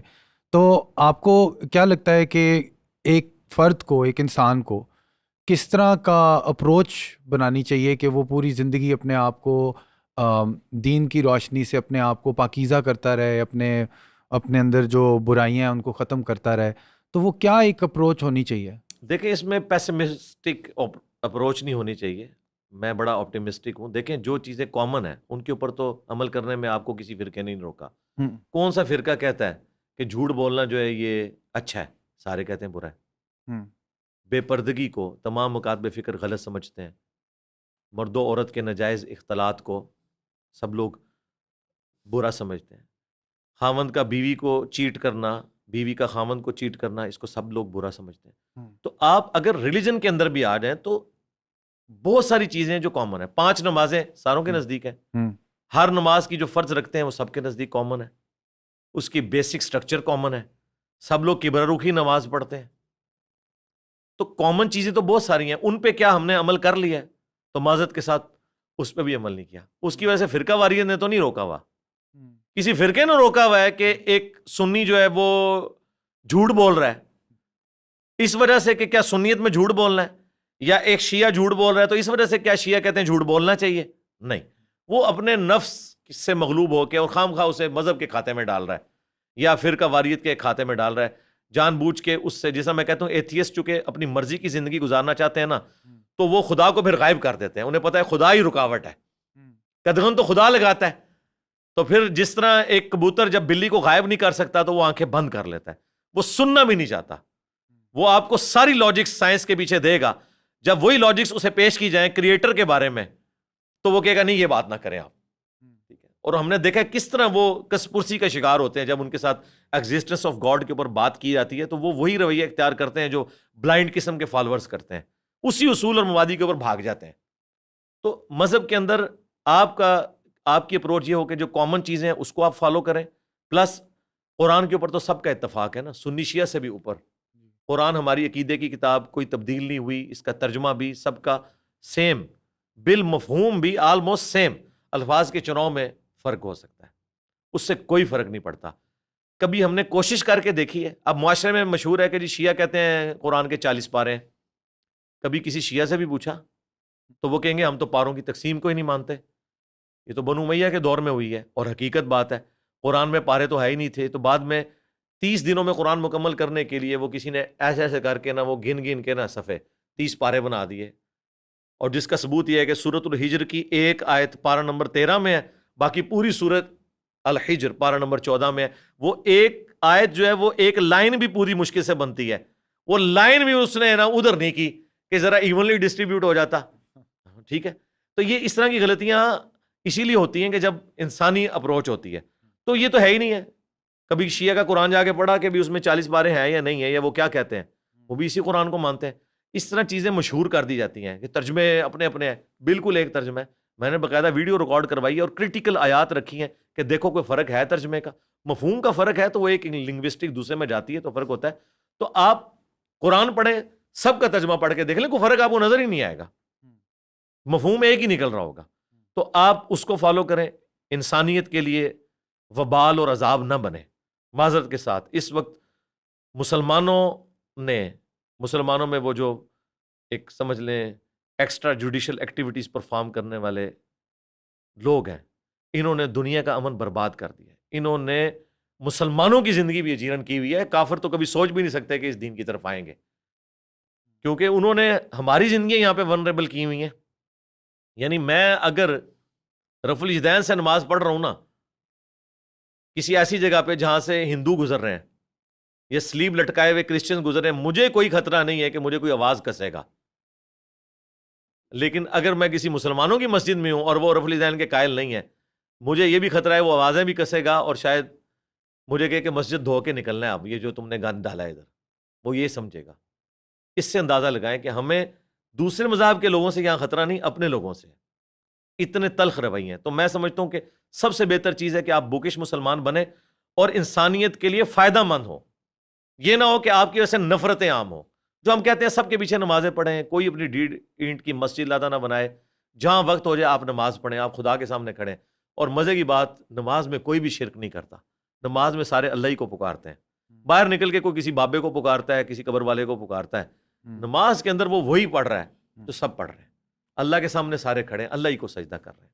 تو علی بھائی اس میں یہ جاننا ضروری نہیں ہے کہ جو ہماری عبادتیں ہوتی ہیں, ہماری روایات ہوتی ہیں, ان کا کوئی مقصد ہوتا ہے, کوئی معنی ہوتا ہے. اگر کوئی انسان نماز پڑھ رہا ہو, اسے یہ نہ پتہ ہو کہ یہ خدا کے ساتھ اس کے علامتی تعلقات کا ایک اظہار ہے, تو وہ بے معنی ہو جاتی ہے وہ روایت. تو کیا ہر انسان کو یہ جاننا ضروری ہے کہ وہ کس لیے کیا کر رہا ہے؟ آپ رمضان کے مہینے میں دیکھیں گے کہ لوگوں کو جتنا اپنے آپ کو سیلف کنٹرول کرنا ہوتا ہے, اس کی جگہ وہ اتنا ہی غصہ نکال رہے ہوتے ہیں سڑکوں پہ, اور سب سے زیادہ گالیاں بھی سڑک پہ آپ کو سننے کو رمضان کے مہینے میں مل رہی ہوتی ہیں. تو یہ ایک ایسا سیلف اپروچ لینا اور کہ خود ہی سیکھنا اسلام کو اپنی تحقیق کے ذریعے, اور اس کے علاوہ روایات کا معنی جاننا, کیا یہ ضروری ہے؟ دیکھیں اکثر ایک بات بڑی مشہور ہے کہ آپ یہ دیکھیں, آپ عمل اس کے اوپر کریں جو مولوی کہہ رہا ہے, اس پر نہ کریں جو وہ کر رہا ہے. باتیں تو ساری اچھی بتاتے ہیں, عمل کوئی نہیں کر رہے ہوتے. یہ جو کچھ روڈز کے اوپر ہو رہا ہے, یہ کسی نے ان کو سکھایا کہ آپ نے یہ کرنا ہے؟ انہیں بھی پتہ ہے کہ ہم غلط کر رہے ہیں. تو یہ آپ نے اپنے آپ سے لڑ کے اخلاقی رویوں کو نا درست کرنا ہے. یعنی میری جو ایکسٹروورٹ قسم کی طبیعت ہے نا, میں نے جو اخلاق سیکھے ہیں کہ اتنے لوگ خلاف بولتے ہیں اور میں اس پہ صبر کرتا ہوں اور اس کا علمی جواب دیتا ہوں, یہ میں نے ارن کیا, یہ میری نیچر میں نہیں تھا. میری نیچر تھی للکارنے والی, کنفرنٹ کرنے والی, وہ میں نے اپنی کوالٹی باقی رکھی ہوئی ہے, لیکن میں اس کو اس لینگویج کے اوپر نہیں لے کے جاتا. میں علمی اختلاف کرتا ہوں. بڑا اچھا لگتا ہے جب آپ وہ کھرا جواب دیتے ہیں نا, تو ہم بڑا اپریشیٹ کرتے ہیں. وہ میں کوئی ایکٹنگ سے نہیں دے رہا ہوتا, وہ میری نیچر میں, اور اس لیے کہ میرے اندر وہ درد ہوتا ہے, اس لیے میں اس درد کو اس طریقے سے بیان کرتا ہوں. باقی آپ نے جو بات کی نا, وہ دین کے بیسکس بہرحال ڈیوٹی کے طور پہ ادا تو ہو جائے گی. مثلا ایک بندے کی ڈیوٹی ہے کہ اس نے صبح سے لے کے شام تک یہاں پہ سیکیورٹی گارڈ کی ڈیوٹی کرنی ہے. اس دوران اگر وہ موبائل یوز کر لیتا ہے یا گپ شپ کوئی کر لیتا ہے, لیکن وہ اپنی ڈیوٹی پہ تو کھڑا ہے, تو یہ نہیں کہا جائے گا اس نے ڈیوٹی نہیں کی ہے. ہاں, اس نے ٹرو سینس کو فالو نہیں کیا. اس طریقے سے نماز بھی اگر کوئی اس میں خیالات بھی آ رہے ہیں, اس کی ڈیوٹی وہ پوری ہو رہی ہے. وہ اگلی چیز ہے کہ نماز کو امپلیمنٹ کرے اپنی زندگی کے اندر بھی. اس کی وجہ سے وہ چیزیں ختم نہیں ہو جاتی. تو قرآن پڑھے نا, قرآن میں واضح ہے وَأَقِمِ الصَّلَاةَ لِذِكْرِي, میری یاد کے لیے نماز کو قائم رکھنا. یعنی اللہ کی یاد, یہ نماز سے بڑی چیز ہے. ہاں, اس یاد کے لیے نماز ایک پروٹوکول ہے کہ چلو 24 گھنٹے نہیں کر سکتے نا, 5 ٹائم میں تمہاری ڈیوٹی لگاؤں اور تم اسے اوبلیگیٹری سمجھتے ہوئے اس کو کرو تاکہ میری یاد قائم رہے. فجر سے زور کے درمیان ایک گیپ ہے نا, تو زور کے 4 فرض پڑھو تو وہ دوبارہ سے ریکال ہو جائے, پھر عصر کا وقت آ جائے, پھر مغرب کا, پھر عشاء کا, پھر فجر کا. وَأَقِمِ الصَّلَاةَ لِذِكْرِي. اور اس میں دیکھیں ٹالرنس کیا ہے. بخاری مسلم میں حدیث ہے, مسلم میں ذرا تفصیل کے ساتھ ہے. نبی علیہ السلام ایک سفر میں تھے, حضرت بلال کی ڈیوٹی لگائی کہ رات کا آخری پہر ہو گیا. صحابہ نے مشورہ کیا یا رسول اللہ تھوڑا آرام کر لیں, فجر پھر سو. آپ نے فرمایا کہ ابھی پڑھ لیتے ہیں, پڑھ کے سوتے ہیں. انہوں نے کہا نہیں یا رسول اللہ. آپ نے مشورہ مان لیا, حضرت بلال کی ڈیوٹی لگائی, ان کو بھی نیند آ گئی. سورج اتنا بلند ہوا, سب سے پہلے اللہ کے نبی کی آنکھ کھلی. آپ علیہ السلام نے کہا پہلے تو یہاں سے اٹھو. دوسری جگہ پہ ٹریول کیا, وہاں اس جگہ کو چھوڑا جہاں یہ سارا ان کے ساتھ ایسا معاملہ ہوا. حضرت بلال کو آپ نے بلا کے پوچھا یا رسول کہ یہ کیا ہوا, تمہاری ڈیوٹی لی تھی؟ ان کا یا رسول اللہ مجھے نیند آ گئی تھی. آپ نے فرمایا تیری ڈیوٹی تھی؟ ان کا یا رسول اللہ جس طرح آپ کو اللہ نے نیند دلا دی, مجھے بھی نیند آ گئی. یعنی آپ دیکھیں فرینکنس کا لیول, کوئی گستاخی شمار نہیں کیا, کوئی کچھ نہیں کیا. پھر آپ نے کہا اذان دو, اور پھر آپ نے سورج اتنا بلند تھا, آپ نے فجر کی نماز جماعت سے پڑھائی. اور فرمایا اگر کوئی شخص سویا رہ جائے یا بھول جائے تو جب اسے یاد آئے اسی وقت وہ نماز پڑھ لے, اس کے لیے اس کی نماز کا وقت وہی ہے. اور پھر آپ نے کہا قرآن میں اللہ نے فرمایا ہے وَأَقِمِ الصَّلَاةَ لِذِكْرِي, میری یاد کے لیے نماز کو قائم رکھنا. ٹھیک ہے, اس وقت اوور لک ہو گیا, اب ہم اس کی کمپنسیشن اس وقت کر رہے ہیں. تو یہ ٹوٹل اوبیڈینس کا نام ہے, گاڈ کو رسپانس کرنا. یہ اللہ کی یاد ہے, اور یاد صرف نماز میں تو کرنی ہے, اس کے علاوہ بھی کرنی ہے. میرا خیال ہے کہ انسان جس لمحے خدا کو بھول جائے اسے اپنے حق میں اپنے آپ کو مومن نہیں تصور کرنا چاہیے. ہم تو یہ سمجھتے ہیں یہ ہو نہیں سکتا کہ مسجد کا خدا اور ہو، رمضان کا خدا اور ہو، کاروبار کا خدا اور ہو. خدا تو ہر وقت آپ کے تصور میں ہونا چاہیے کہ مجھے میرا رب دیکھ رہا ہے. اس کے بغیر آپ کا قبلہ درست نہیں رہ سکتا. اور یہی وجہ ہے کہ یہ جو لوگ دین کے اس روح کو نہیں فالو کرتے نا، آپ کو الٹے کام کرتے ہوئے بھی نظر آتے ہیں. پھر آپ کو ان مفتیوں کی ویڈیوز لیک ہوتی نظر آتی ہیں کہ ایک ہاتھ میں وہ قرآن پڑھ رہے ہوتے ہیں اور پھر جو کچھ وہ کر رہے ہوتے ہیں. عام آدمی تو سوچ بھی نہیں سکتا. عام آدمی تو جنازے کی چارپائی کو دیکھ کے ڈرتا ہے، اور وہی چارپائی جب مسجد میں ہوتی ہے وہاں کا عالم دین نہیں ڈرتا. میں اشارتاً گفتگو کر رہا ہوں کیونکہ ظاہر ہے کہ ہر طرح کے لوگوں نے دیکھنی ہے. اب یہ اشارے علماء کی ویڈیوز لیک ہونے کی وجہ سے اتنے عام ہو چکے ہیں کہ زیادہ اس کو کھول کے بیان کرنے کی ضرورت نہیں ہے. اس لیے کہ وہ لوگ کہتے ہیں نا یہ انہوں نے یہ قرآن کا علم، کوئی قرآن کا علم انہوں نے حاصل کیا ہوا. انہوں نے، آپ کو امریکہ میں یہودی پروفیسر بھی ملیں گے جو اسلامک سٹڈیز کو ایز اے سبجیکٹ پڑھا رہے ہیں. تو اگر آپ اسلامک سٹڈیز کو ایز اے سبجیکٹ پڑھائیں اور خود اپنے اوپر امپلیمنٹ نہ کریں تو آپ یہودی ہو کے بھی اسلامیات کے اچھے ٹیچر ہو سکتے ہیں، تو مسلمانوں کے بھی ایک اچھے ٹیچر ہو سکتے ہیں. اس کا یہ مطلب نہیں ہے کہ آپ نے اپنے اوپر اسے پریکٹس بھی کیا ہوا ہے. ان کا مسئلہ یہ ہے علماء کا، انہوں نے اپنے اوپر اسے امپلیمنٹ نہیں کیا ہوا. ہماری بدقسمتی یہ ہے کہ یہ کلمہ گو بھی ہیں، مسلمان بھی ہیں اور اسلام کے ٹیچر بھی ہیں. اس کی بجائے اگر یہ یہودی ہوتے نا اور اسلام کے ٹیچر ہوتے اور یہ حرکتیں کرتے ہمیں صبر بھی آ جاتا. صبر ہمیں اس لیے نہیں آ رہا ہوتا. تو اب یہ سمجھ لیں آپ کہ انہوں نے اس کو پریکٹس نہیں کیا ہوا. جب پریکٹس نہیں کریں گے، وہ ایک بڑی اچھی ایک بندے نے مثال دی تھی کہ اگر آپ گاڑی کے سٹیئرنگ پہ بیٹھ کے keep left keep left keep left کہتے رہیں اور آپ کا سٹیئرنگ جو ہے وہ رائٹ کی طرف مڑ رہا ہو تو گاڑی تو آپ کی ٹھک جائے گی.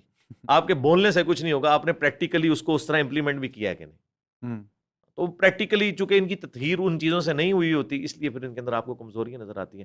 لیکن میرا خیال ہے ان کو کرٹیسائز کرنے کی بجائے نا آپ اچھے مسلمان بنے. لوگ کہتے ہیں نا جی داڑھی والے یہ ہیں، ہم کہتے ہیں آپ داڑھی رکھ کے اچھے بن کے بتاؤ کہ ایسا بھی داڑھی والا ہو سکتا ہے، بجائے داڑھی والوں کو کرٹیسائز کرنے کے آپ یہ کر کے بتاؤ. جی لیکن سر ہمارے ساتھ یہ ہوتا ہے کہ نوجوان نسل میں آپ کو اپنے پرسنل ایکسپیرینس سے بتاتا ہوں کہ بچپن میں میرا جو ایکسپیرینس رہا تھا مولوی صاحب سے، مجھے کبھی کسی چیز کا سبب نہیں ملتا تھا، کوئی ریزن نہیں ملتا تھا. کوئی سوال پوچھنے کا جواب جو ہوتا تھا وہ تلخ ایک جواب ملتا تھا، سخت قسم کا، کہ سوال پوچھا کیوں. اور اس کی وجہ سے دین کی دعوت بہت لیٹ تک میرے تک نہ پہنچی. مطلب میں تو نماز بھی جو پڑھتا تھا میں سمجھتا تھا وہ نماز نہیں، کیونکہ میں یہ بھی نہیں اس کے بارے میں اتنا جانتا ہوں کہ یہ میرے پروردگار سے میرے رشتے کا ایک تعلق ہے. میں تو ایک روایت ہی چلا رہا تھا جس میں پھر اگر آپ اس کا وہ معنی نہ سمجھیں تو وہ کھوکھلی ہو جاتی ہے. تو یہ ہمیں جب نہیں ملا تو اب ہم وہ داڑھی کی امیج جو ہوتی ہے نا میرے دوستوں کے اندر بھی، وہ پھر امیج ہی خراب کرنا شروع کر دیتے ہیں اس چیز کی. اور پھر آخر جا کے آپ جیسے لوگ سامنے آتے ہیں تو پھر ہمیں امید نظر آتی ہے کہ کوئی منطق کو بھی کوئی سبب بھی پرووائڈ کیا جا رہا ہے ساتھ ساتھ میسج کے. مگر سر آج کل کے علماء کا جو حالات ہیں اس کو ہم تھوڑا سائڈ پہ رکھتے ہوئے، کیونکہ آپ ہمارے سامنے اتنی شائننگ اگزامپل ہے، کچھ ہم آپ کے خیالات میں جس میں میرے تھوڑے بہت اختلافات اگر پیدا ہوتے ہیں آپ سے کہ موسیقی کو ڈسکس کریں، پہلے میں اس کو تھوڑا ریبٹل کروں. جی بے شک. وہ یہ ہے کہ دیکھیں پھر ریچرڈ ڈاکنز ٹھیک کہتا ہے نا، ڈیلوژن، یہ ڈیلوژن ہی ہے نا جو لے کے چل رہے ہیں. سر ان کا تو بہت ایکسٹریم پرسپیکٹیو ہے. نہیں اس اعتبار سے یہ نہیں، میں اس کو انڈورس نہیں کر رہا، میں کہہ رہا ہوں کہ وہ جو اعتراض کرتا ہے وہ پھر درست کرتا ہے کہ گاڈ کے ماننے والے بھی کیا کر رہے ہیں، انہوں نے کیا گاڈ کو مان لیا ہوا ہے یا ایک ڈیلوژن کے طور پر لے کے چل رہے ہیں. اس کو جو موقع ملا ہے وہ اسی وجہ سے ملا ہے نا. اس نے منافقت بہت تھی. دا گاڈ ڈیلوژن بک کے اندر اس نے کرسچینٹی کے جو فرسودہ نظریات ہیں نا، جو ان کی کتابوں میں جو ظاہر پرورٹڈ کتابیں ہیں وہ بدل چکی ہوئی ہیں، ان میں فیبریکیشن ہو چکی ہے، زمین ساکن ہے اس میں کہا گیا. اس اور چیزیں ایک سائنٹیفک اور بھی کچھ چیزیں ہیں جو پیغمبروں کے کریکٹر کے بارے میں جو گندی باتیں ہیں وہ بھی تو ہے نا. تو وہ کہتے ہیں اگر یہ پھر یہ رول ماڈل ہیں آپ کے لیے تو وہ قرآن کو اس نے کہیں ٹچ نہیں کیا، یہ اس کی 2 نمبری ہے.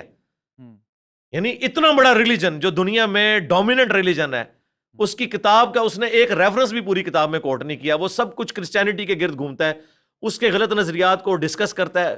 تو یار ہم سے بھی پوچھ لو، ہم تو خود اسی چیز کا رونا رو رہے ہیں کہ یہ کتابیں بدل گئی ہوئی ہیں، قرآن کو اس نے ڈسکس نہیں کیا. تو یہ کتنے بڑا ایک ایک سمجھ لیں بلائنڈ ایٹیچیوڈ ہے, ایک کلٹ ہے کہ ایک شخص اتنے بڑے ریلیجن کو ڈسکس کیے بغیر کہ سارے مذہب ایک ہی طرح ہوتے ہیں. یہ تو اسی طریقے سے کہ سارے گورے ایک طرح کے ہوتے ہیں, سارے پاکستانی ایک جیسے ہوتے ہیں, ایسے تو نہیں ہوتا. سچے لوگ بھی ہیں, جھوٹے لوگ بھی ہیں. چند ایک لوگوں کو کنسیڈر کر کے آپ ایک اس طرح کی اسٹیٹمنٹ دے دینا ایک سائنس کے اسٹوڈنٹ کو تو بالکل زیب نہیں دیتا. تو میں یہ کہتا ہوں کہ ہم یہ نہ دیکھیں. آپ یہ کہہ رہے ہیں نا کہ ہمیں بچپن سے تعارف نہیں ہوا, پوچھا, تو میرے بھائی اگر بچپن میں آپ کو میتھمیٹکس یا فزکس کا کوئی نومیریکل سمجھ نہیں آتا تھا, ایک ٹیچر سے دوسرے کے پاس جاتے تھے, دوسرے سے تیسرے کے پاس. اگر آپ نے خدا کو اتنی اہمیت دی ہوتی نا تو آپ کو اپنے بچپن میں بھی کوئی ٹیچر مل جاتا. سر ایسا ہی ہے وہ آج کل کا الگوریدم. میرا بھی کوئی سوال تھا کہ انہوں نے آپ کو میرے سامنے پیش کر دیا یوٹیوب نے, اور پھر ہمیں کچھ جواب ملنا شروع ہوئے. اور آپ کی یہ جو چرچ اور اسٹیٹ کی جو بات ہے, میرے خیال سے کرسچینٹی میں یہ رہا نا کہ ریاست کو علیحدہ کر دیا گیا دین سے, تو اس لیے وہ رد عمل ہے شاید رچرڈ ڈاکنز کے اندر, اور وہ اسی لیے کرسچینٹی میں ہی رکھتے ہیں اپنے آپ کو, کیونکہ وہ رد عمل اس وقت کا جب چرچ نے غیر معمولی سائنسدانوں کو بند کیا, جیل کیا, کیونکہ انہوں نے وہ کوپرنیکل ریولوشن کے زمین جو ہے اس کے گرد سورج نہیں گھومتا, الٹا بلکہ سورج زمین کے گرد نہیں گھومتا, زمین. گلیلیو خود پادری تھے اور ان کی ڈیوٹی لگائی گئی تھی کہ یہ سب سے انٹیلیجنٹ بندہ ہے. وہ جب وہ چرچ میں انٹر ہوئے تو انہوں نے وہ شمع روشن تھی جس کے اوپر موٹے والا وہ شیشہ لگا ہوا تھا, اس سے ان کو بڑی نظر آئی, اس سے ان کو آئیڈیا آیا کہ میں ٹیلیسکوپ بناؤں. ٹیلیسکوپ بنائی, جب اس نے فزیکلی چیزیں دیکھ لی تو اس نے کہا بھائی میں نے جو چیز خود دیکھ لی ہے میں کیسے کہہ دوں کہ یہ چیزیں غلط ہیں. ٹھیک ہے, تو وہ پھر اس چیز کو لے کے چلے. تو میں آپ کو بتاؤں یہ یہاں پہ جو مذہبی طبقہ کر رہا ہے نا, یہاں پہ بھی وہی کام ہونا ہے کہ انہوں نے ویٹیکن سٹی کی طرح مولویوں کو ایک جگہ بٹھا دینا ہے اور کہنا ہے اسٹیٹ کو الگ کر دو. کیونکہ اس وقت پریکٹیکلی تو یہی طبقہ رکاوٹ ہمارے لیے بنا ہوا ہے نا, تو یہ ہو جانا ہے. تو میں کہتا ہوں کہ بجائے کسی مذہبی بندے کے ہاتھ حکومت لگ جائے پاکستان کی, اس سے تو ہمیں سیکولر اسٹیٹ ہونا یہ اس سے بہتر ہے. آئیڈیل تو ہے کہ کوئی اسلامک اسٹیٹ بنے, لیکن اس کو اگر میں کمپیریزن کروں کہ ایک فرقے کی حکومت آ جائے, اس کی بجائے کہ وہ کسی کو بات نہ کرنے دے, اس کی بجائے میرے بھائی سب کو حق ہونا چاہیے وہ اپنی بات لوگوں کے سامنے رکھے علمی طریقے سے. ویسے تو کہتے ہیں اسلام میں بڑی طاقت ہے, پھر مجھے بتائیں اگر طاقت ہے تو کسی کی تبلیغ پہ پابندی کیوں کہتے ہیں جناب جس کے پاس ڈگری ہے بس وہی بات کرے گا, دوسرا نہیں کرے گا. آپ کنفرنٹ کریں, کیونکہ آپ کے پاس ان باتوں کے جواب نہیں ہوتے تو آپ کہتے ہیں نہیں. اور ڈگری کا حال یہ ہے کہ ایک فرقہ دوسرے کی نہیں مانتا, تو اینڈ رزلٹ تو یہ ہے کہ کچھ بھی نہیں ہونا. ابھی آج ایک بندے نے کوشچن کیا تھا نا, میں عربی سیکھنا چاہتا ہوں. میں نے کہا آپ عربی سیکھ بھی لو نا, آپ جب قرآن کا ترجمہ کرو گے لوگوں نے آپ کا ترجمہ نہیں ماننا. انہوں نے کہنا ہے بتاؤ احمد بریلوی نے کیا ترجمہ کیا ہے, اشرف تھانوی نے کیا کیا ہے, کیا آپ کو اس سے زیادہ عربی آتی ہے؟ تو پھر بہتر ہے کہ ویل انوینٹ کرنے کی بجائے نا جو ترجمے ہوئے ہیں نا اس سے استفادہ کر کے اپنی اصلاح کر لو. آپ عربی سیکھ بھی لیں گے, آپ کے ترجمے کو کسی نہیں ماننا. ہم نے سیکھی ہے, لیکن ہم جب بھی کوٹ کرتے ہیں ترجمہ انہی کا دکھاتے ہیں تاکہ ہم ٹو کل دا ایول ان دا بڈ, کوئی یہ کہیں نہ کہ انہی نے سامنے اپنا ترجمہ کیا. یہ آیات پڑھ لو, خود پڑھ کے دیکھ لو, یہی لکھا ہوا ہے. اور اب تو گوگل نے مسئلہ حل کر دیا, آپ اسٹیٹمنٹ عربی کے لکھیں دوسری ترجمہ آ جاتا ہے. گوگل بریلوی دیوبندی وہابی شیعہ تو نہیں ہے نا, تو جو لفظ کا ترجمہ ہے وہ وہی بتائے گا. ہاں سر اب کچھ میں آپ کی باتوں سے اختلاف بھی رکھتا تھا. میں موسیقار ہوں سر, خود موسیقی سے بہت کچھ سیکھا ہے میں نے بچپن میں. اگر کبھی دل ٹوٹا تو موسیقی نے میرا ساتھ دیا مایوسی میں, مگر اس کے علاوہ صوفیہ کلام کے ذریعے عابدہ پروین صاحبہ کی ماہی یاردی گھڑولی, اس کے ذریعے مجھے دین کی بھی دعوت ملی. اور آپ کہتے ہیں کہ میوزک حرام ہے. میں نے تو کبھی نہیں کہا. میں نے آپ کی سر کالی ویڈیو دیکھی ہے, اس نے آپ نے کیا اسے اجتناب کریں. میں نے کہا دیکھیں نا آپ آؤٹ آف کانٹیکسٹ ہے. میں نے کہا تھا کہ وہ تھی چھوٹی ویڈیو 3 منٹ کی تھی, لیکن آپ نے کہا تھا کہ خالی میرے اوپر علماء کا سب سے بڑا الزام ہی یہ ہے کہ اس نے میوزک کے حوالے سے نرم رویہ اختیار کیا. میری تو کئی ویڈیوز آ چکی ہیں, ابھی ایک پائپ لائن میں ویڈیو ہے, اس میں تو میں نے رات فتح علی کی بھی تعریف کر دی ہے. اچھا تو سر پتہ نہیں شاید پرانی ویڈیو ہوگی. نہیں پرانی بھی نہیں, میرا کبھی بھی موقف میوزک کے بارے میں یہ نہیں رہا.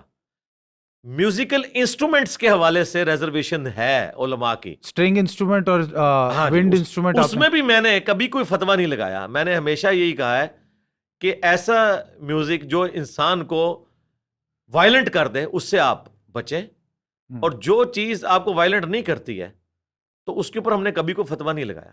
لیکن میں نے اپنے لیے بات کی تھی کہ اگر آپ یہ ایکسپیکٹ کریں کہ میں کسی وہ میوزیکل پارٹی کے اندر جا کے بیٹھ جاؤں جہاں پہ مرد و عورت کا اختلاط ہو, تو وہ اس ڈیکورم میں فٹ ان نہیں بیٹھتا. ٹھیک ہے, میں نے پینٹ شرٹ کبھی نہیں پہنی زندگی میں.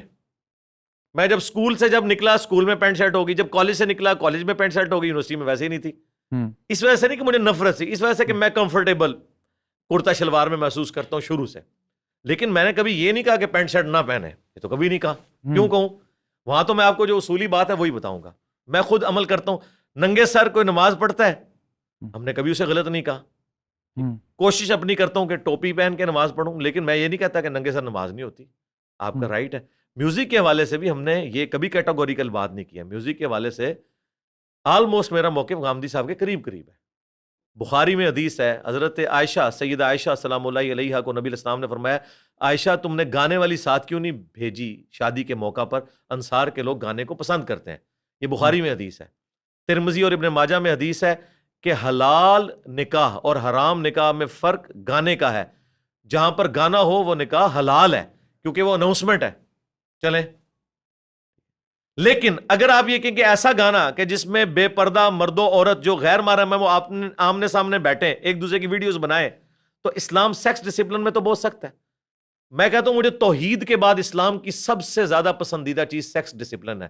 یہ اتنا غیر معمولی جذبہ ہے کہ اس کے لیے ویسے ہی ڈسپلن چاہیے تھا جو اللہ نے کیا ہے کہ مومن مردوں کو حکم دو اپنی نگاہیں نیچی رکھے, سورہ النور, اور مومنات عورتوں کو کہو کہ اپنی نگاہیں نیچی رکھیں. اور جامع ترمذی میں حدیث, دو مرد و عورت جہاں پہ اجنبی الگ ہوں تیسرا شیطان ان میں ہوتا ہے. ٹھیک ہے. صحیح مسلم میں حدیث کہ میرے رب نے مجھے حکم دیا ہے اچانک اگر نظر پڑ جائے تو میں فوراً اٹھا لوں. اب نگاہ کے اندر شرم و حیا کا ہونا یہ بہت ضروری ہے. آپ کبھی غامدی صاحب کو کسی عورت کے ساتھ گفتگو کرتے ہوئے دیکھیں اور کبھی مولوی کو دیکھیں تو آپ کو فرق نظر آئے گا.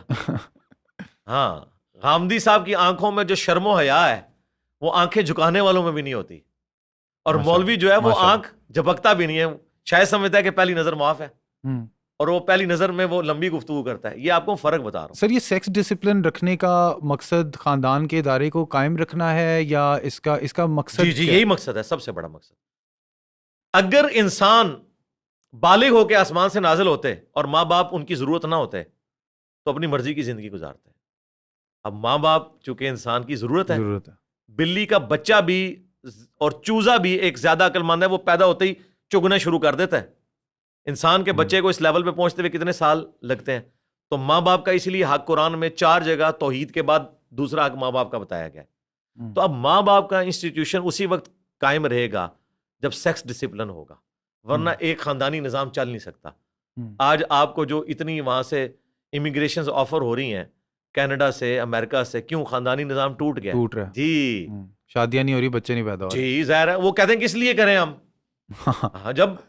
جب آپ نے سیکس کو صرف اس لیے رکھا ہوا ہے کہ اس کو ضرورت کے طور پہ اڈاپٹ کریں گے, ٹھیک ہے, یہ بھی بانڈ ہے, میاں بیوی کی بانڈ میں 2 چیزیں اہم ہیں, سیکس اور اولاد.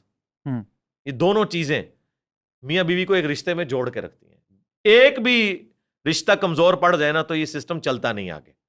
اور سیکس کے لیے پھر چیٹنگ تو نہیں ہوگی نا. وہاں پہ بھی آپ دیکھ لیں, وہاں پہ بھی جو شادی کرتے ہیں چیٹنگ نہیں کرنے دیتے. اور ریالٹی ٹی وی کے اوپر آپ دیکھتے ہیں کیسے عورتیں اور مرد شکایت لگاتے ہیں اور پھر وہ پکڑتے ہیں جا کے کیمرے میں اور جو کچھ کرتے ہیں. اچھا مجھے بتائیں, ان گوروں نے کیا الہامی کتابیں پڑھ کے یہ چیز سیکھی ہے کہ ایک بیوی کو اپنے خاوند کے ساتھ مخلص ہونا چاہیے؟ سر وہ کرسچن نہیں سر, وہ صرف نام کے کرسچنز ہیں, پریکٹسنگ نہیں ہے. وہ بیسیکلی آپ سمجھ لیں سیکولر ہیں, ان کے لیے مذہب کی کوئی اہمیت نہیں ہے. یہ انسان کی اندر انسٹنکٹ میں اہمیت موجود ہے کہ میں اس کے ساتھ مخلص ہوں تو یہ میرے ساتھ مخلص ہو. اس کے لیے مذہب کا ہونا نہ ہونا نہیں ہے. اس کے علاوہ بھی وہ آپ دیکھیں وہ یہ سمجھتے ہیں, مار دیتے ہیں وہاں بھی. وہ عورتیں کس طرح پٹائی کرتی ہیں اپنے خامدوں کو, رنگو آتے ہیں جب پکڑتی ہیں. وہ کیوں کرتی ہیں؟ کرسچن نہیں ہے, کرسچن کیا انہوں نے تو یار چرچ مسلمانوں کے ہاتھ بیچ دیے ہوئے اور مسجدیں بن گئی ہیں. ان کے لیے یہ چیز نہیں ہے, اور نہ وہ اس طرح فالو کر رہے ہیں. اگر وہ کرسچینٹی کو فالو کر رہے ہوتے تو شراب تو نہ پی رہے ہوتے.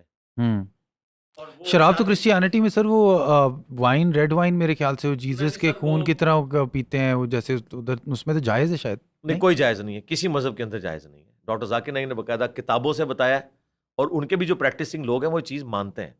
صحیح, ٹھیک ہے نا. اور آپ یہ دیکھیں کہ یہ جو اس قسم کی حرکات ہو رہی ہیں نا, یہ جو لوگ آپ کو چیٹنگ کرتے ہوئے پکڑے جاتے ہیں نا, ان کو بھی آپ دیکھیں کہ یہ شادی کرنے سے پہلے ان کی زندگی اسی طرح کی ہوتی ہے، بیرا روی کی. تو اگر یہ کرسچینٹی کو فالو کر رہے ہوتے تو وہ تو نہ کرتے. لیکن جیسے ہی وہ اس بانڈ میں آتے ہیں تو وہ ایکسپیکٹ کرتے ہیں کہ اب ہم میاں بیوی ہیں تو ہم اب ایک دوسرے کے ساتھ مخلص ہوں گے. اب وہ پرانی زندگی ختم، وہ اللہ کی وجہ سے نہیں کہہ رہے ہوتے، وہ کہتے ہیں یہ اس رشتے کی ریکوائرمنٹ ہے. ایک ہم نے اچھی فیملی، وہاں بھی لوگ اپنی فیملی سے بڑی محبت کرتے ہیں، بچوں سے کرتے ہیں. یہاں پہ جو بالکل ہی بتایا گیا ایسا نہیں ہے، وہاں پہ بڑے خاندانی قسم کے لوگ ہیں. امریکہ کے اندر بھی، یورپ میں بھی آپ کو ملیں گے جو اسی طریقے سے اپنے ماں باپ سے ویسے ہی ڈرتے ہیں جس طرح ہم لوگ بوڑھے ہو کے بھی اپنے ماں باپ سے ڈرتے ہیں، ابھی بھی اسی طریقے سے ایسے لوگ موجود ہیں. تو سر یہ عورت اور مرد کے درمیان جو رشتہ ہے، اس کے اندر آپ دوستانہ تعلقات رکھنے کا کیا اس کے اوپر کوئی اس کی گنجائش نہیں ہے. میاں بیوی کا رشتہ وہی دوستانہ ایک رشتہ ہے. جامعہ ترمذی میں حدیث ہے، تم نے کوئی بھی محبت کرنے والے میاں بیوی سے بڑھ کے نہیں پائے ہوں گے. اس کے علاوہ یہ پاسبل نہیں ہے نا دوستی. کس بنیاد کے اوپر؟ میرے ایسے کافی رشتے ہیں جن کے اندر ہم تخلیقی عمل میں انوالوڈ ہوتے ہیں اور کوئی اس میں جنسی کشش موجود نہیں ہوتی، بالکل ایک دوستانہ قسم کا، جس کو انگریزی میں پلاٹونک ریلیشن شپ بھی کہتے ہیں. وہ میری ایسی بہت سی ہیں کولیبریشنز ہیں جس میں ہم تخلیقی پیداوار کر رہے ہیں، ہم کوئی لکھ رہے ہیں، کوئی چیز، کوئی کسی قسم کی پروڈکٹیوٹی میں ہم انوالوڈ ہیں. تو وہ خواتین کے ساتھ رشتے ہیں. اب اس رشتے کو چھوڑنا مجھے بڑا مشکل لگتا ہے یہ، اور اس میں مجھے کوئی ایسی کوئی بد اخلاقی چیز بھی محسوس نہیں ہوتی. تو آپ اس کو کس نظریے سے دیکھتے ہیں؟ آپ پہ تو ہم کوئی فتویٰ نہیں لگائیں گے، لیکن صرف ایک سوال کریں گے، کیا یہ جنرل رول ہے؟ سر میڈیا انڈسٹری میں کچھ ہے، کچھ حد تک ہے. اگر آپ ہم ٹی وی کے ڈرامے دیکھتے ہیں تو زیادہ تر خواتین نے لکھے ہوئے ہوتے ہیں، اور وہ خواتین جو ہیں وہ ڈرامے کمیونیکیٹ کرتی ہیں ایک مرد کو جو ڈائریکٹر ہوتا ہے، اور وہ ایک میرے کام بھائی کاروبار وہ کے اندر مرد کیا سوچ رہا ہے اس کے بارے میں سائنٹیفکلی، اگر وہ کہیں پہ کسی ہارڈ ڈسک میں اس کی فیلنگس سیف ہو رہی ہیں تو میں اس کو چیک کر کے آپ کو بتا سکتا ہوں. کوئی شخص اپنے بارے میں تو بات کر سکتا ہے، کسی دوسرے کے بارے میں تو نہیں کر سکتا. آپ دیکھیں کہ کہیں پہ یعنی تو خیالات کو پاکیزہ ہونا منہ بولے رشتے بنے ہوتے ہیں اور بعد میں کام بھی ڈل جاتے ہیں. پاکیزہ کتنے عرصے تک رہ سکتے ہیں؟ یہ یاد رکھیے گا کہ دین جو ہے نا وہ رول بناتا ہے. Exceptions are always there. Rule majority کو دیکھ کے بنایا جاتا ہے. رول یہی ہے کہ اللہ تعالیٰ نے مرد و عورت میں جو ایک غیر معمولی کشش رکھی ہے، اس میں اس طرح کے معاملات ہونے کا اندیشہ ہوتا ہے. اس وجہ سے یہ جنرل رول ہے، اس وجہ سے جنرل رول بنایا گیا کہ آپ مرد و عورت کا اختلاط اس طرح کا نہیں کریں گے. ہو سکتا ہے آپ کا ذہن پاکیزہ ہے، مخالف کا نہ ہو. ایک دوسرے کے ذہن کو پڑھنے کا ابھی تک کوئی انسٹرومنٹ نہیں نہ آیا. کس طرح ہم جج کر لیں کہ ایسا نہیں ہے؟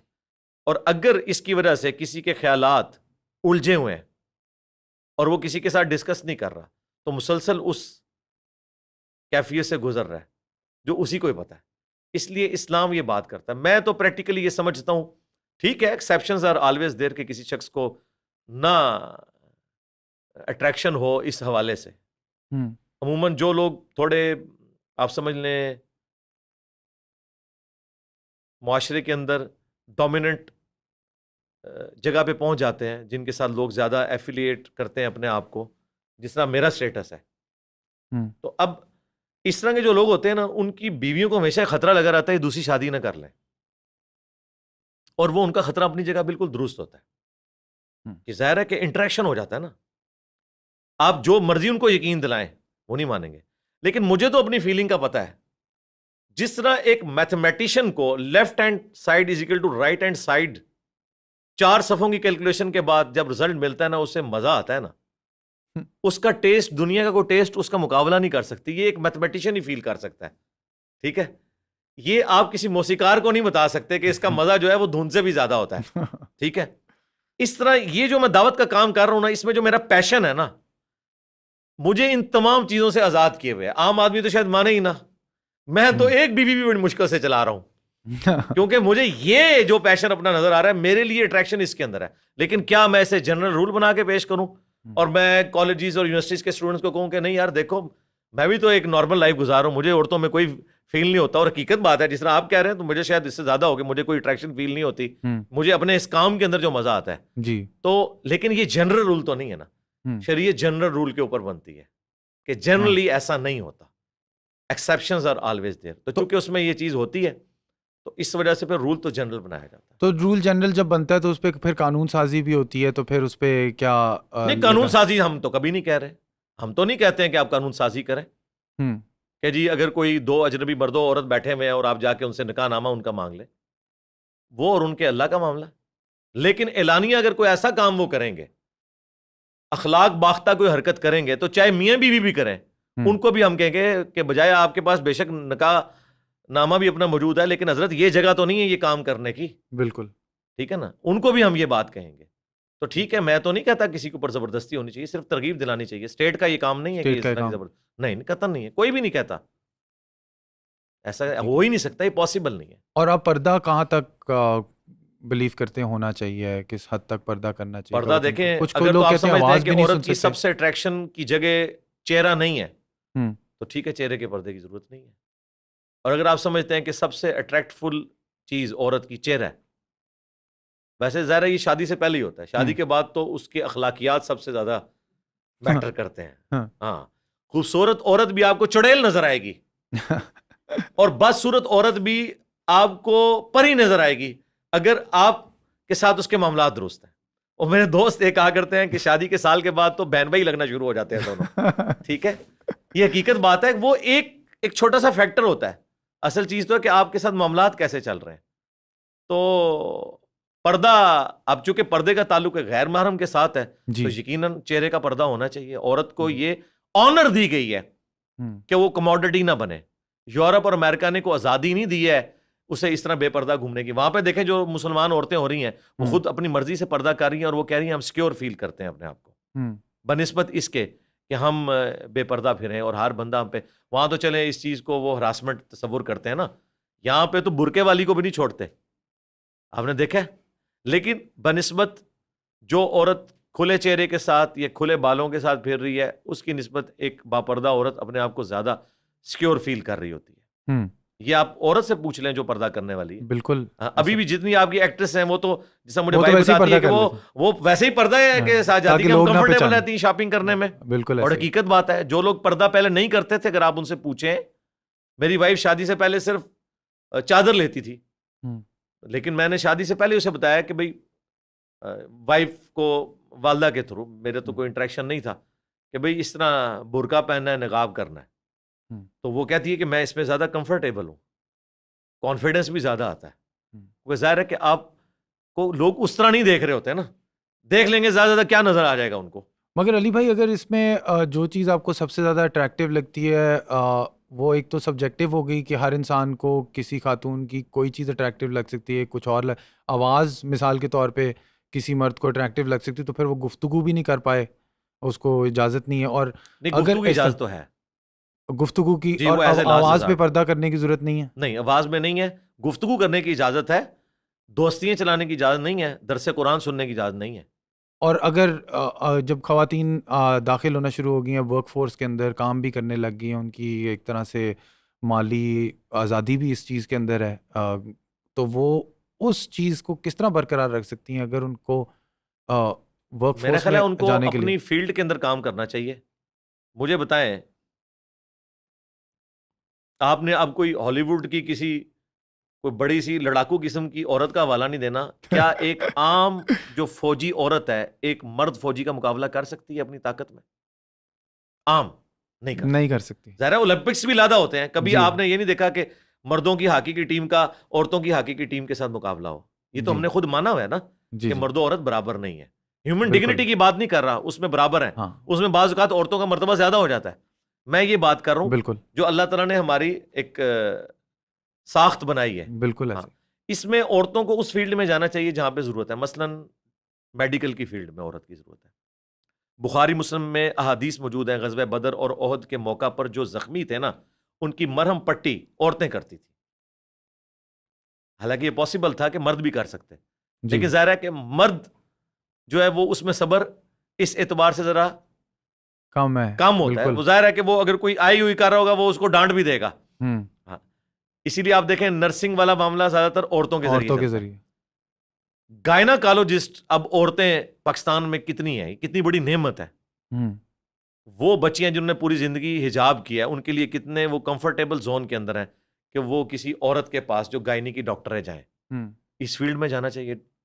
ان تمام فیلڈز کے اندر جو عورتوں سے ریلیٹڈ ہے اس میں عورتوں کو جانا چاہیے. ایک عورت اگر سپاہی بننا چاہے تو صحیح نہیں. میرا خیال ہے کہ وہ کس لیول تک جا کے, ہاں اگر وہ کوئی انٹلیکچوئل ان پٹ دینا چاہتی ہے کسی ایسی فیلڈ میں, کمپیوٹر کی فیلڈ میں, یہ ایسے ہے تو وہ ضرور کرے.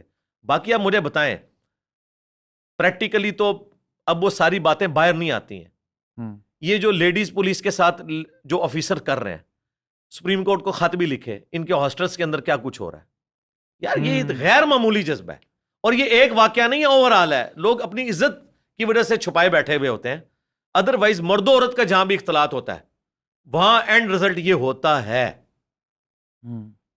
یہ الٹیمیٹلی ایسا ہوتا ہے. آپ جو مرضی کر لیں, جتنی مرضی قدغن لگا لیں, یہ ایسا اس طرف معاملات چلے جاتے ہیں. تو بس اپنی فیلڈ میں انہیں رکھیں.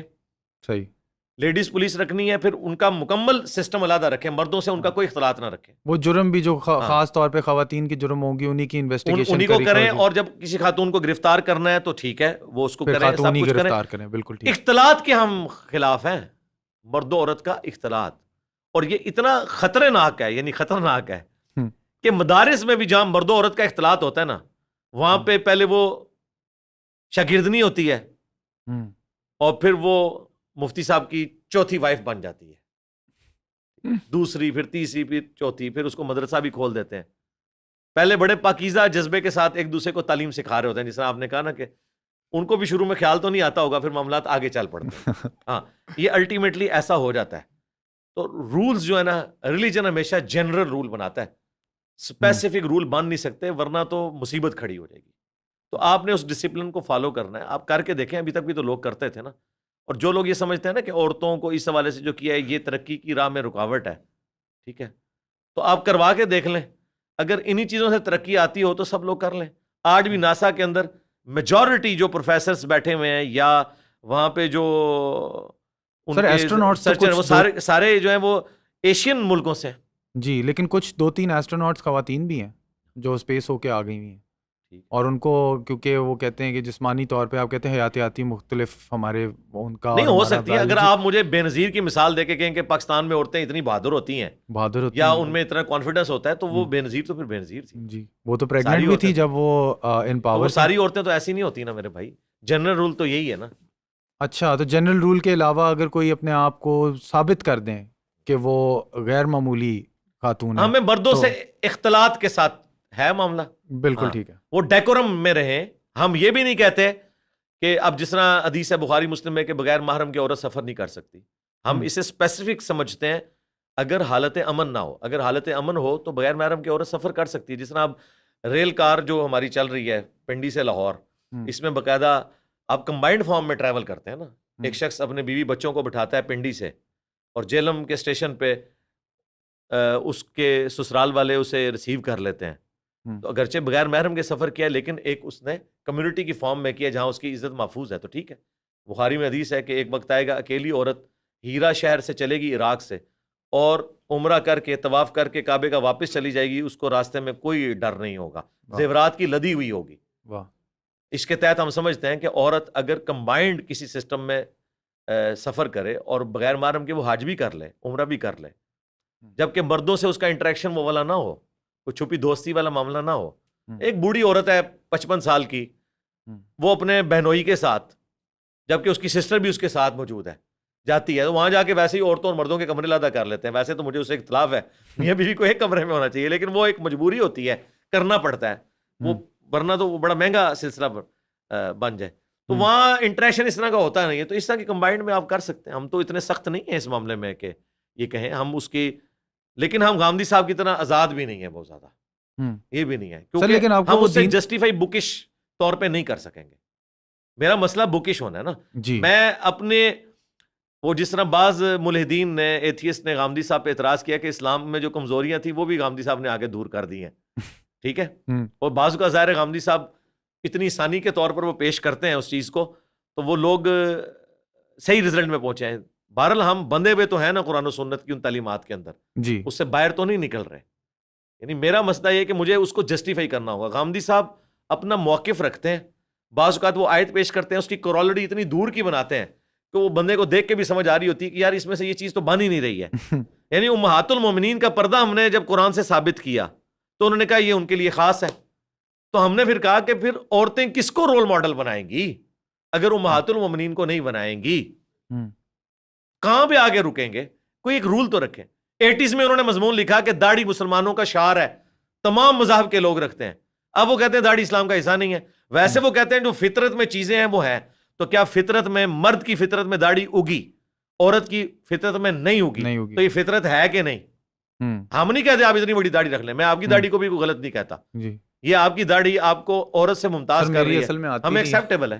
میں بڑی کوشش کرتا ہوں میری سرکار آ جائے گی. یہ جتنی آئی ہوئی ہے نا, یہ بھی آپ کو الگ کر رہی ہے نا ایک عورت سے, تو آپ فطرت کے اوپر ہیں. ہم نہیں کہتے آپ نے بڑی داڑھی رکھنا ضروری ہے, خود تو ہم نے کبھی نہیں کاٹی ہے. میرے تو یہ ساری یہ دیکھیں کئی بال لمبے بھی ہیں, ضرورت نہیں ہے.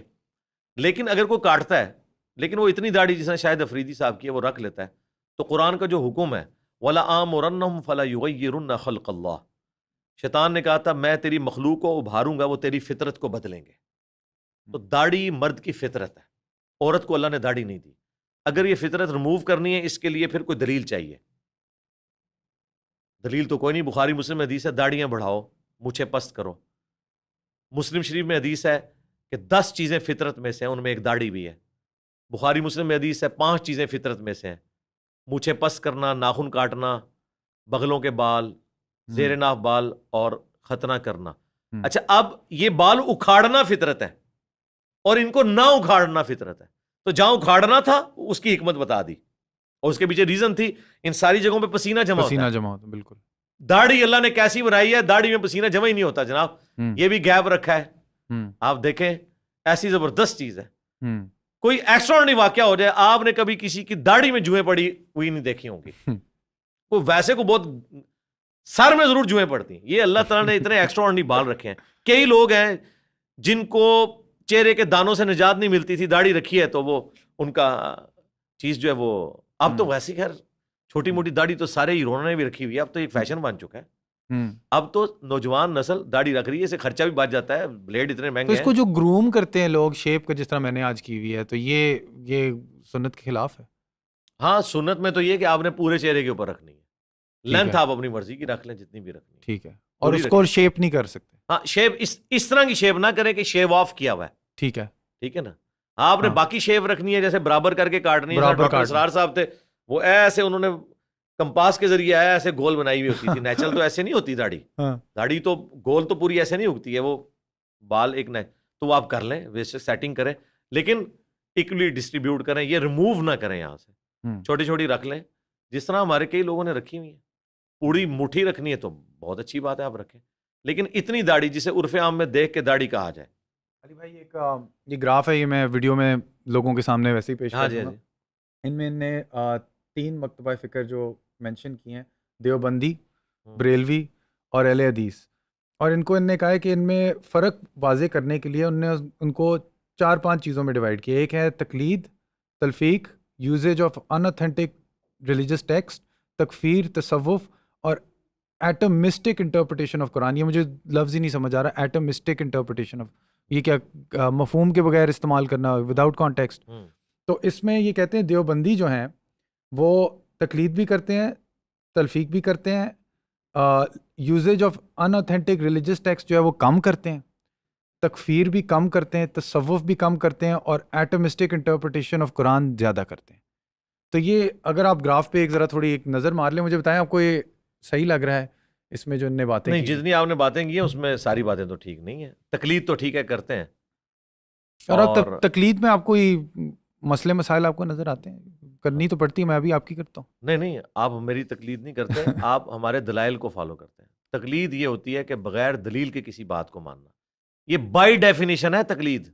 اچھا جی, بغیر تحقیق کے, بغیر یہ جانے ہوئے کہ جس کو میں فالو کر رہا ہوں اس کے پاس کیا دلیل ہے اس بات کی, تو کیا آپ یہ کرتے ہیں؟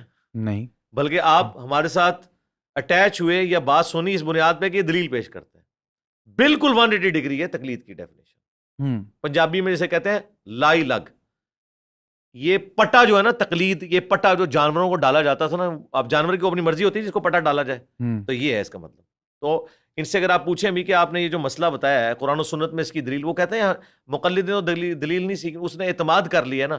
ہم کہتے ہیں کہ ایسا شخص جس پہ ایسا اعتماد ہو سکتا ہے نا، وہ ایک ہی بندہ ہے جس کی قبر مدینے میں ہے صلی اللہ علیہ وآلہ وسلم. اس کے بعد کسی شخص کے اوپر اندھا اعتماد نہیں ہو سکتا، اور نہ اماموں نے کہا ہے کہ ہمارے اوپر اندھا اعتماد کیا جائے. باقی آپ یہ کہہ رہے ہیں تکفیر کرتے ہیں، یہ بھی آپ کے جتنے نان اسٹیٹ ایکٹر ہیں پاکستان میں وہ سب دیوبند مکتب فکر سے تعلق رکھتے ہیں. جتنی کلدم تنظیمیں ہیں سب کی سب انہی سے تعلق رکھتی ہیں. اور تصوف کے معاملے میں آپ تصوف تبلیغی جماعت ساری صوفیاء کی جماعت ہے. ان کی ٹیکسٹ بک ہے فضائل مال، آپ پڑھ لیں. اس کے بعد فضائل صدقات، وہ سب صوفیاء کو فالو کرتے ہیں. شیخ زکریا کاندلوی خود چشتیہ سلسلے سے ہیں، اور اشوری تھانوی صاحب خود چشتی ہیں. وہ سب کے سب صوفیاء کے واقعات لکھے ہوئے ہیں. 12 دن تک ایک وضو سے ساری نمازیں پڑھنا، 40 سال تک عشاء کے وضو سے فجر کی نماز پڑھنا، یہ سارے وہ واقعات یہ پورے کے پورے اس میں لکھے ہوئے ہیں.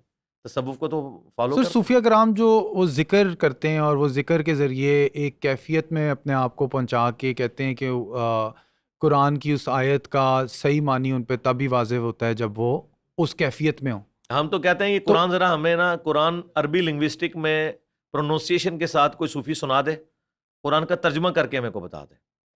تبلیغی جماعت والا بھی یہی سلسلہ ہے، پوری زندگی یہ جماعت میں گزارتے ہیں، اور جب جاتے ہیں تو 6 نمبر یاد کرتے ہیں، 20 سال بعد بھی وہی 6 نمبر پڑھ رہے ہوتے ہیں. غامدی صاحب نے کہا تھا ان کو پرائمری اسکول میں نہ رہنے دیا کریں یار، 20 سال اگر آپ نے کالج یونیورسٹی میں لگائے ہوں تو کوئی ڈگری آپ کو مل جاتی ہے. یہ تو نہیں ہوتا کہ پہلے دن جو آپ نے سیکھا آخری دن بھی وہی آپ بیان کر رہے ہیں. تو ہماری ٹیکسٹ بک تو قرآن ہے، اس کو تو کوئی نہیں فالو کر رہا ہے. ایز اے ٹیکسٹ بک تو نہیں فالو کر رہے، یہ علماء کی کتابوں کو فالو کر رہے ہیں، تصوف کو لے کے چل رہے ہیں. مگر یہ جب جو ذکر کے ذریعے وہ کیفیت خاص کیفیت میں کہتے ہیں کہ ہمیں صحیح آیت کا معنی ظاہر ہو رہا ہے، آپ وہ کدھر ہے جو ظاہر ہوا ہے بتائیں نا، کہاں ہے وہ نکالیں نا. مطلب دین تو جو ہے وہ بلیک اینڈ وائٹ کے اندر ہے نا. قرآن میں ہے الذی علم بالقلم، اللہ تعالیٰ نے قلم کے ذریعے علم سکھایا ہے. اور نبی اسلام نے حجۃ الوداع پہ فرمایا قرآن اور سنت چھوڑ کے جا رہا ہوں. غدیر خم پہ فرمایا قرآن اور اہل بیت چھوڑ کے جا رہا ہوں. تو وہ ہمارے سامنے موجود ہے نا.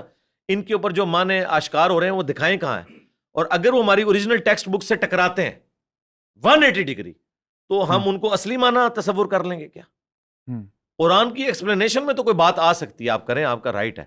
لیکن یہ تو نہیں ہو سکتا قرآن ایک بات کر رہے ہیں آپ بالکل 180 ڈگری کریں. قرآن پورے کا پورا یہ کہتا ہے کہ آپ نے اللہ اور اس کے رسول کو فالو کرنا ہے، اور اس کے بعد کسی کی بات نہیں ماننی جو قرآن و سنت کے خلاف ہو.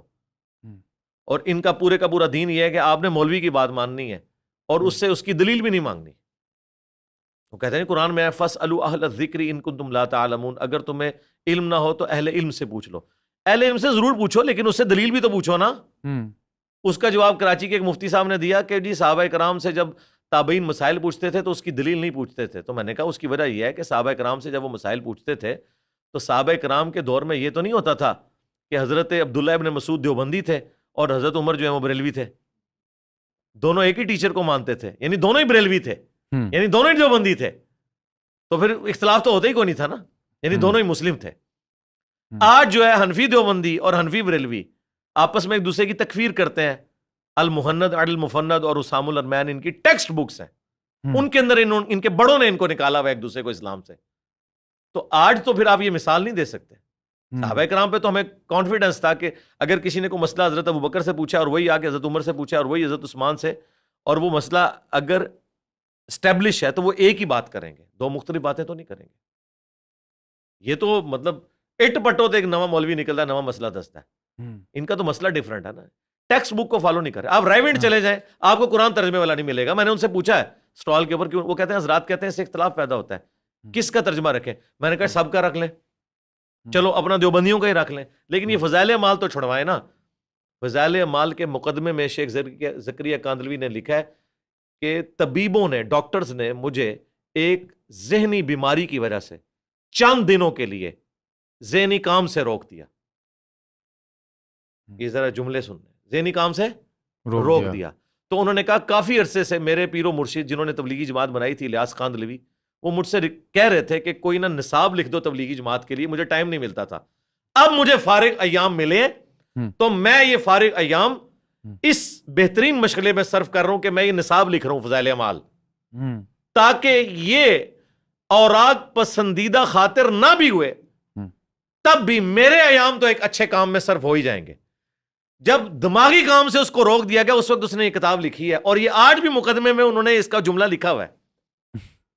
تو شیخ زکریا کاندھلوی تو عہدہ برا ہو گیا, انہوں نے لکھ دیا کہ میری ذہنی حالت درست نہیں تھی جب میں کتاب لکھ رہا تھا, لہذا آپ ذمہ دار خود ہیں اس کو پڑھ کے, اور یہ آج تک چھاپ رہے ہیں. سر اگر تصوف کو آپ بالکل ہی رد کر دیں تو مسٹسزم کی جگہ, کوئی روحانیت کی جگہ انسانی تصور کے اندر یہ ختم نہیں ہو جاتی؟ دیکھیں, تصوف سے ہمیں اس کی پازیٹیو چیزوں سے کوئی اختلاف نہیں ہے. تصوف کا جو زہد کا پہلو ہے وہ تو ان صوفیاء نے اڈاپٹ ہی نہیں کیا ہوا. تصوف کی جو سب سے بڑی خوبی تھی نا, وہ تھی اپنے آپ کو مٹانا, خدمت خلق کرنا, کیا بات, اپنے آپ کو نیچا کرنا, اپنی ضرورت کی چیز بھی کسی ضرورت مند کو دے دینا. تو مجھے بتائیں جتنے کسٹوڈین ہیں ان کی تو اتنی لگژریس لائف ہے. آپ کو کہتے ہیں اللہ کے نبی چٹائی پہ بیٹھتے تھے, اور ان کی گاڑیاں دیکھیں. تو یہ تصوف کی کس چیز کو فالو کر رہے ہیں؟ تصوف سے انہوں نے وہ چیز لی جو ان کے مطلب کی تھی. تو زہد والی چیز تو نہیں لی, اس کو تو ہم مانتے ہیں. وہ تو صحیح مسلم میں کتاب الزہد چیپٹر ہے, بخاری میں کتاب الرقاق, دل میں نرمی پیدا کرنے والی باتیں, نبی الاسلام کی وہ احادیث کہ اے اللہ محمد اور آل محمد کو بس اتنا ہی رزق دینا کہ ان کی روح اور جسم کا رشتہ برقرار رہے. اب یہ بخاری مسلم دونوں میں حدیث ہے. اس کے اوپر کون عمل کر رہا ہے؟ آپ کو تو چٹائیوں والی حدیثیں سنا رہے ہیں, اپنی تو ان کی اتنی لگژریس لائفز ہیں. تو یہ تصوف کو انہوں نے فالو تو نہیں کیا جو پازیٹیو چیز تھی, ہم اسے نگیٹ نہیں کرتے. اور مسٹسزم تمام مذاہب کے اندر ہے, کرسچینٹی میں بھی ہے, ہندوؤں میں بھی ہے, اسلام میں بھی مسٹسزم موجود ہے. لیکن اس کا وہ پہلو جس سے ہمیں اختلاف ہے وہ یہ ہے کہ کتاب و سنت کے مقابلے پہ یہ اپنے بزرگوں کی تعلیمات کو لے کے آتے ہیں جو ان کی ذاتی انٹرپریٹیشن ہوتی ہے. ہم لاکھ ہی نے بتائیں قرآن و سنت میں لکھا ہوا ایسے, وہ کہتے ہیں نہیں ہمیں بزرگوں نے یہ بتایا. تو ہم کہتے ہیں کہ نبی الاسلام تو امت کو قرآن و سنت کے حوالے کر کے گئے تھے, آپ کے بزرگوں کو کون سا پیرلل میں ریلیجن دے گئے ہیں جو قرآن و سنت سے باہر ہے؟ اب کوئی کہے کہ نہیں یہ دین ہم نے سینہ بہ سینہ ٹرانسفر کیا ہے, ہم کہیں گے ٹھیک ہے, سینہ بہ سینہ کوئی ایسا دین ہم نہیں مانیں گے جو قرآن کے خلاف ہو, جو اجماع اور عملی تواتر سے ٹرانسفر ہوا ہے. اگر قرآن کے اپوزٹ تعلیمات ہوں تو جناب پھر ہم تو کہیں گے کہ یہ دین آپ نے فیبریکیٹ کیا ہے. تو ایسے ہی ہے, قرآن کی جو توحید ہے وہ تو آپ کو ان کے اندر نظر نہیں آئے گی, یہ تو اپنی عبادت کروا رہے ہوتے ہیں. قرآن تو کہتا ہے اپنے مال اور اپنی جان کے ذریعے اللہ کی راہ میں جہاد کرو, یہ تو مریدوں کے مال اور مریدوں کی جانیں اپنے لیے یوز کرتے ہیں, تو اپوزٹ چل رہے ہیں. اور جن لوگوں کی یہ مثالیں دیتے ہیں کہ وہ تو ایسے تھے, بڑے مٹے ہوئے لوگ تھے, وہ یہ کرتے تھے, ان کی خوش قسمتی ہے کہ ان کے زمانے میں انجینئر محمد علی مرزا اور یوٹیوب نہیں تھے, ورنہ ان کا بھی پتہ چل جاتا کہ وہ کیا تھے. آپ جو ان کے کسٹوڈین ہیں, آپ کی تو ہم نے زندگی دیکھ لی ہے, آپ جائیں ان کو ساروں کو دیکھیں, ان کا لیونگ سٹینڈرڈ دیکھیں, ان کے کول و فیل کے اندر تضاد موجود ہے. کوئی ایک ماڈل تو پیش کرے نا. اب میں نام نہیں لیتا, پاکستان میں چند ایک علماء جن کو تمام مکاتب فکر کے لوگوں نے بڑی عزت کی نگاہ سے دیکھا, ان کا پردہ بھی فاش ہو گیا, باقیوں کو تو چھوڑتے. یعنی 8 سے 10 سال پہلے میں پوچھتا کہ اگر پاکستان میں سے کون سے 10 علماء جو جنت میں جائیں گے تو ان میں پہلا نام اس بندے کا ہوتا. لیکن آج اس بندے کو لوگ کیا کہہ رہے ہیں نام لیے بغیر, لوگوں کو پتہ چل جائے گا میں کس کی بات کر رہا ہوں. بالکل. تو سرکار پھر آپ دیکھ لیں نا, باقیوں کا بھی یہی حال ہے. سر یہ تواتر کے عمل کے ذریعے جو ہمارے پاس چیزیں, اس میں گنجائش ہوتی ہے کوئی غلطی کی؟ جو تو ایگریڈ اپان ہے اس میں تو غلطی کی گنجائش نہیں ہے. اور یہ امت کا اجماع ہوگا جی, اور جڑا ہوا ہے یہ ایک سے ایک اگلی یہ اللہ تعالیٰ کی نسل در نسل غیر معمولی پروٹیکشن ہے. سورہ النساء کی آیت نمبر 115 میں اللہ نے سبیل المومنین کی پیروی کا حکم دیا ہے. امام شافعی نے کہا میں نے قرآن کئی دفعہ پڑھا, اجماع امت کی دلیل قرآن سے تلاش کرنے کے لیے, تو میری ہمیشہ نظر اس آیت پہ رکی کہ مومنین کا جو راستہ اس کو آپ نے اڈاپٹ کرنا ہے, یہ دلیل ہے. باقی احادیث تو ہیں المستدرک الحاکم میں, المعجم الکبیر طبرانی میں, کہ میری امت کبھی بھی گمراہی پہ جمع نہیں ہوگی, جماعت پہ اللہ کا ہاتھ رہے گا. یعنی پوری امت گمراہ نہیں ہوگی. یہ ہو سکتا ہے کہ امت کی میجورٹی یہ غلط کام کرنا شروع کر دے اور مائنورٹی کہے کہ یہ اس کو نہ کرو, لیکن پھر دو رائے جب آئی اجماع ٹوٹ گیا. اجماع یہ ہوگا, اجماع میں آپ کو بتاتا ہوں کیا ہے. نمازیں 5 ہیں, فرض کی رکھتے ہیں 17 ہیں, 2 فجر 4 ظہر 4 عصر 3 مغرب 4 عشاء. مردے کو قبلہ رخ دفنانا ہے, بچہ پیدا ہو اس کے کان میں اذان دینی ہے, نکاح کے ذریعے میاں بیوی کا رشتہ اسٹیبلش ہوگا.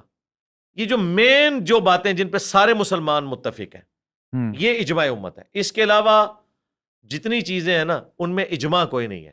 جب اجماع نہیں ہے تو اس میں پھر آپ کتابوں کو دیکھیں, کیونکہ کتابوں نے 1200 سال پہلے دین کو فریز کر دیا. سر نماز کا طریقہ تواتر کے ذریعے ہی ہمارے پاس پہنچتا ہے نا؟ ہاں, جو بیسک سٹرکچر ہے, بیسک سٹرکچر ہے. بیسک اور روزہ رکھنے کا بھی طریقہ اسی طرح ہی ہمارے پاس پہنچتا ہے. جی اس طرح ہی ہے. تو یہ اس میں کافی روایات ایسی ہیں جو آپ نے نہیں مینشن کی, شاید وہ تواتر کے ذریعے. آپ نے رمضان کا نہیں مینشن کیا, رمضان ہمارے تواتر کے ذریعے جی آیا رمضان. حج یہ تواتر کے ساتھ ہے, حج بھی پریکٹیکلی تواتر مسلمان کے کر ساتھ. رہے ہیں. تو سارے مسلمان کعبے ہی جاتے ہیں آج کے لیے, کوئی بغداد شریف تو نہیں جاتا. یہ تو نہیں کہ شیعہ ایران چلے جاتے ہیں, وہ بھی وہیں جاتے ہیں. تو پھر جب قرآن آیا تو ان نے جو تواتر کے ذریعے ایسی روایتیں جو وجود میں آ چکی تھیں, جو ان میں کوئی غلطیاں تھیں, ان کی اصلاح خالی کی ہے؟ نہیں, اصلاح بھی کی ہے, اور باقی شریعت میں کچھ چیزیں ایڈ بھی تو ہوئی ہیں نا جی. جس طرح قرآن میں سورۃ الاعراف میں اللہ تعالیٰ نے فرمایا کہ نبی ان سے بوجھ دور کرتے ہیں اور غلامی کے توق ان سے اتارتے ہیں, اور کئی ایک چیزیں جو ہیں جو انہوں نے اپنے اوپر حرام کی ہوئی تھی ان کو حلال کرتے ہیں. اور وہ اللہ تعالیٰ نے وہ بھی بتایا کہ وہ اللہ تعالیٰ نے سزا کے طور پہ بنی اسرائیل کے اوپر حرام کی تھی, اور وہ سختی یہاں سے اٹھا لی گئی. جس طرح بخاری مسلم میں حدیث ہے, 5 چیزیں مجھے ایسی ملی ہیں جو مجھ سے پہلے کسی پیغمبر کو نہیں ملی. ان میں سے ایک یہ ہے کہ پوری زمین میرے لیے سجدہ گاہ بن گئی ہے.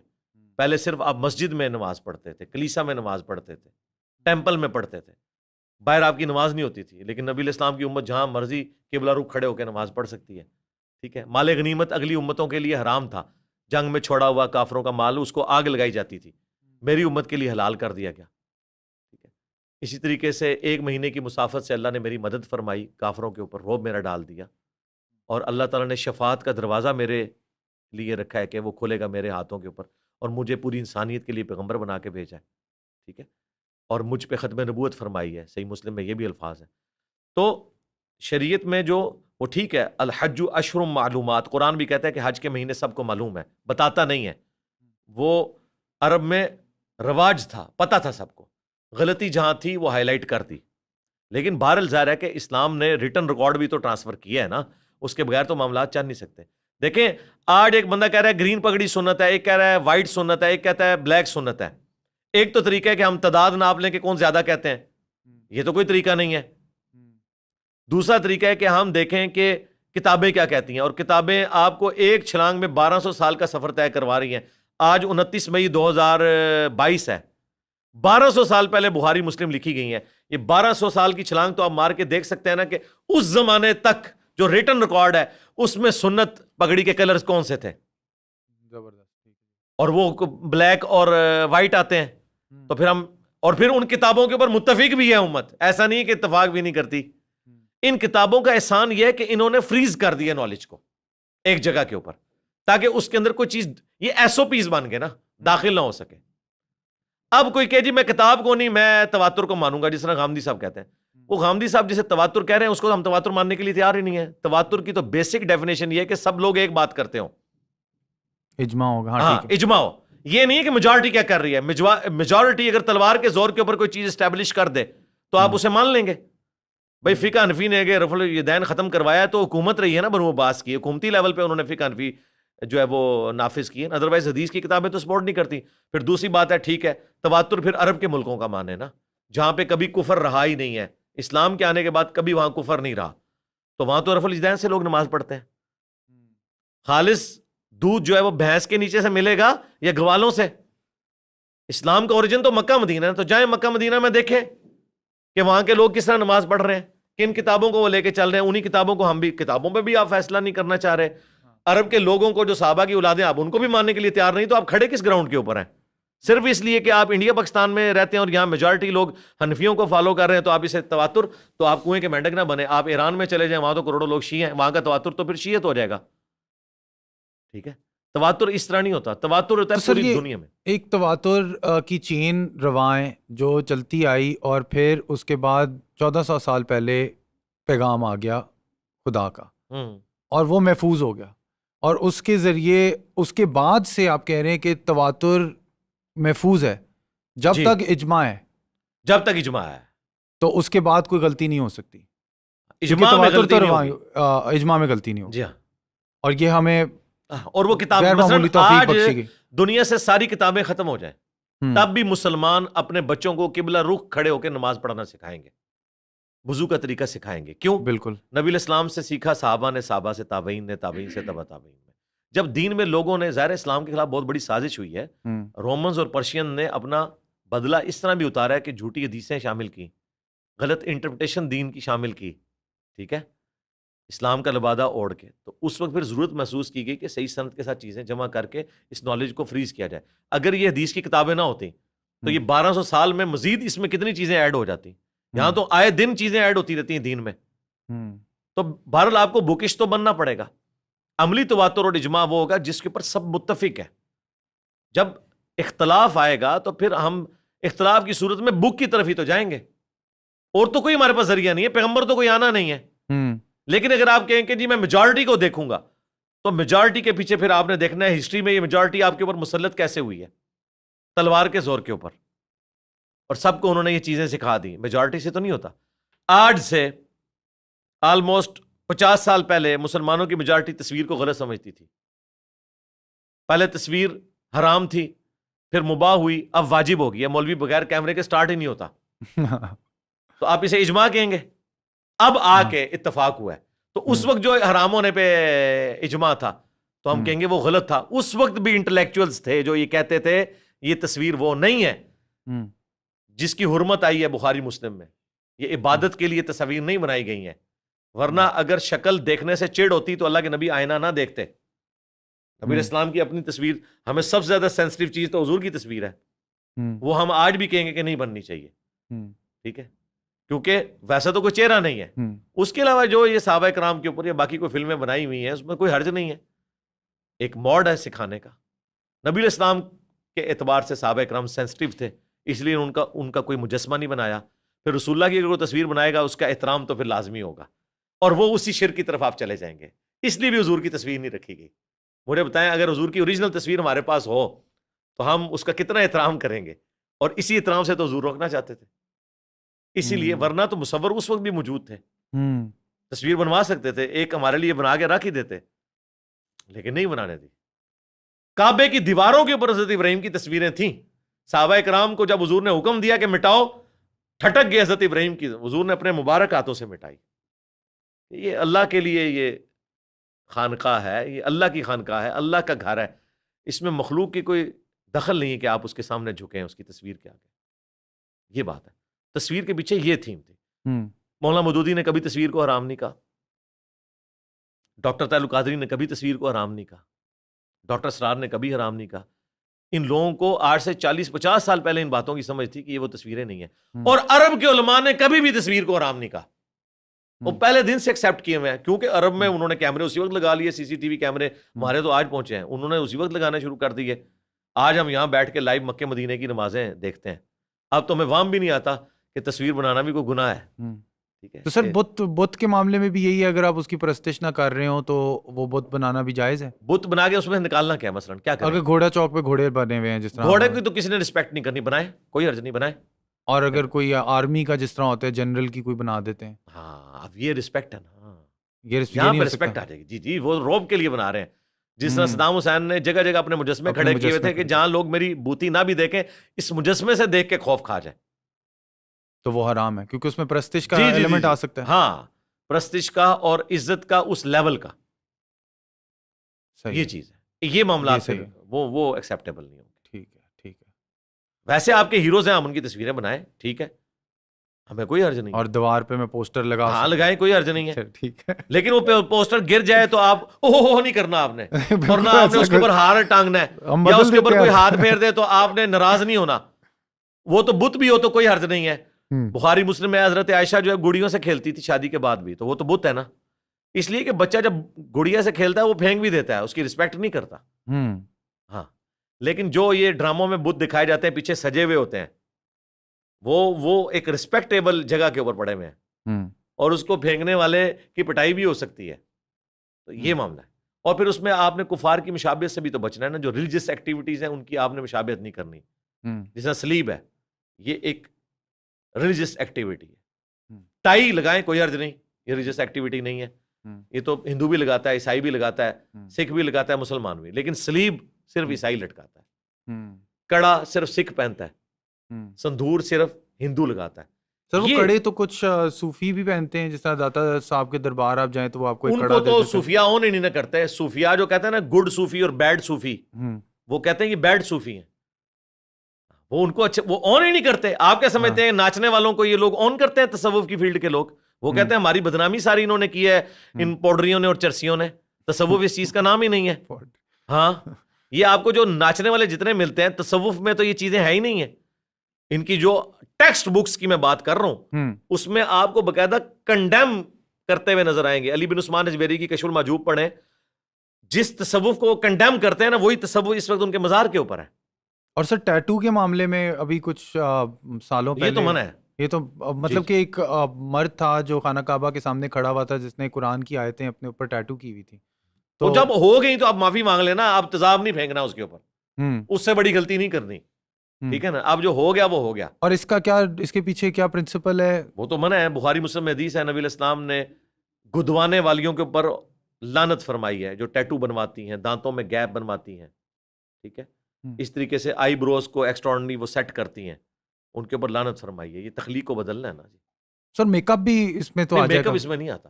میک اپ بالکل ڈفرینٹ چیز. میک اپ اس زمانے کی عورتیں بھی کرتے تھیں. میک اپ کا مسئلہ نہیں ہے، لیکن آپ نے جان بوجھ کے ایک تخلیق کو بدلنا. وہ تو قرآن میں سورہ النساء کی آیت نمبر 119 میں آیا. یہ غیر معمولی ہے جی. میں اس معاملے میں نے آپ کو بتایا نا، نمبر 1 توحید ہے. توحید کے بعد اگر کوئی چیز ہے اسلام میں جو واقعی میں کہتا ہوں لاجیکلی ایسے ہی ہونا چاہیے، وہ سیکس ڈسپلن. یار پوری دنیا میں جو یہ ہنگامہ ہے سارا، اس کے پیچھے سیکس ہی تو ہے. مال بھی انسان کس لیے کماتا ہے؟ مال کمانے کے بعد انسان کیا کرتا ہے؟ یہی کچھ ہی کرتا ہے نا. مہنگی گاڑی خریدتا ہے. ہاں یہ کرتا ہے. اور مہنگی وہ گاڑی ساری سے چیزیں لڑکیاں آتی. ہر چیز اسی کے گرد گھومتی ہے. تو اس کو غیر معمولی طور پہ اس کے اوپر قدغن ہونی چاہیے. ہاں اور یہ قدغن جو ہے یہ ایک اچھی زندگی گزارنے کے لیے ضروری ہے، ورنہ انتشار کی زندگی گزرے گی. اس کا کوئی اینڈ نہیں ہوگا. دنیا میں ایک امیر آدمی کتنی عورتوں سے شادی کر لے گا؟ اس لیے بہتر ہے کہ آپ اس سے صرف نظر رکھیں اور روزہ رکھ لیں. جنت میں آپ تارج میر صاحب سے پوچھ لیں، وہ آپ کو بتائیں گے کہ کیسی کیسی حوریں ہوں گی. وہ تو ہمیں کسی کتاب میں بھی ذکر نہیں ملا جو وہ بیان کرتے ہیں. تو وہ آپ اس کے اوپر عمل کریں. دنیا میں آپ کی ایک خواہش اللہ نے ایک روزہ رکھوایا ہے، وہ افطار ہونا ہے جنت میں. باقی جو تارج میر صاحب بتا رہے ہیں اس سے بھی زیادہ ہو سکتا ہے. ٹھیک ہے، بشرطے کہ وہ جو عجیب و غریب باتیں ان کو میں چھوڑ کے بات کر رہا ہوں. کیونکہ قرآن میں اللہ تعالیٰ نے فرمایا کہ جنت میں ہر وہ چیز ہے جس کی تم خواہش کرو گے. کوئی شریعت نہیں ہے، جو تم خواہش کرو گے. دنیا میں اگر آپ اللہ کی مرضی کی زندگی گزاریں گے تو جنت میں آپ کو آپ کی مرضی کی زندگی ملے گی. اور اگر دنیا میں آپ اپنی مرضی کی زندگی گزاریں گے تو آخرت پھر اللہ کی مرضی کی ہوگی. ٹھیک ہے، تو بہتر یہ ہے کہ یہ تھوڑا سا روزہ رکھ لیں، آگے افطار ہو جائے گا. علی بھائی آپ کا وقت بہت زیادہ ہم نے لے لیا ہے، تو جاتے جاتے یہی کہنا چاہوں گا کہ بہت شکریہ. ایک تو آپ کی ویڈیوز سے ہمارے اندر دین کی روشنی بہت زیادہ آتی ہے اور عقل بہت قبول کرتی ہے آپ کی باتوں کو.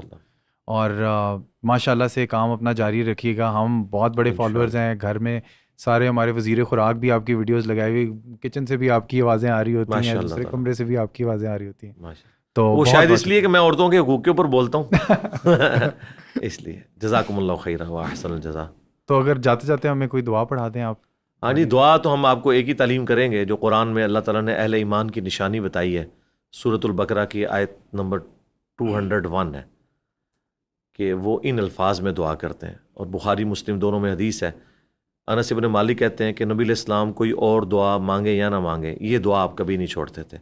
اللہم ربنا آتنا فی الدنیا حسنہ وفی الآخرۃ حسنۃ وقینا عذاب النار. اے اللہ ہمیں دنیا میں بھی بھلائیاں عطا فرما اور آخرت میں بھی بھلائیاں عطا فرما، اور سب سے بڑی بھلائی آخرت کے عذاب سے، آگ کے عذاب سے بچا لے. آمین آمین. یہ دعا میں ساروں کے لیے روزانہ کرتا ہوں. آپ کو بھی یہ دعا تعلیم کروں گا کہ یہ نبی علیہ السلام نے تعلیم فرمائی ہے. یہ دعا مانگیں کہ دنیا میں بھلائیاں مانگیں اور آخرت میں بھی. مسلمان صرف آخرت اورینٹڈ نہیں ہوتا، دنیا میں بھی اللہ سے خیر مانگتا ہے. تو مسلم شریف میں حدیث ہے کہ دنیا برتنے کی جگہ ہے اور سب سے بہترین سرمایہ نیک بیوی ہے. آپ کو وہ مبارک ہو. تھینک یو جی. ٹھیک ہے، جزاک اللہ خیر. احسن الجزا.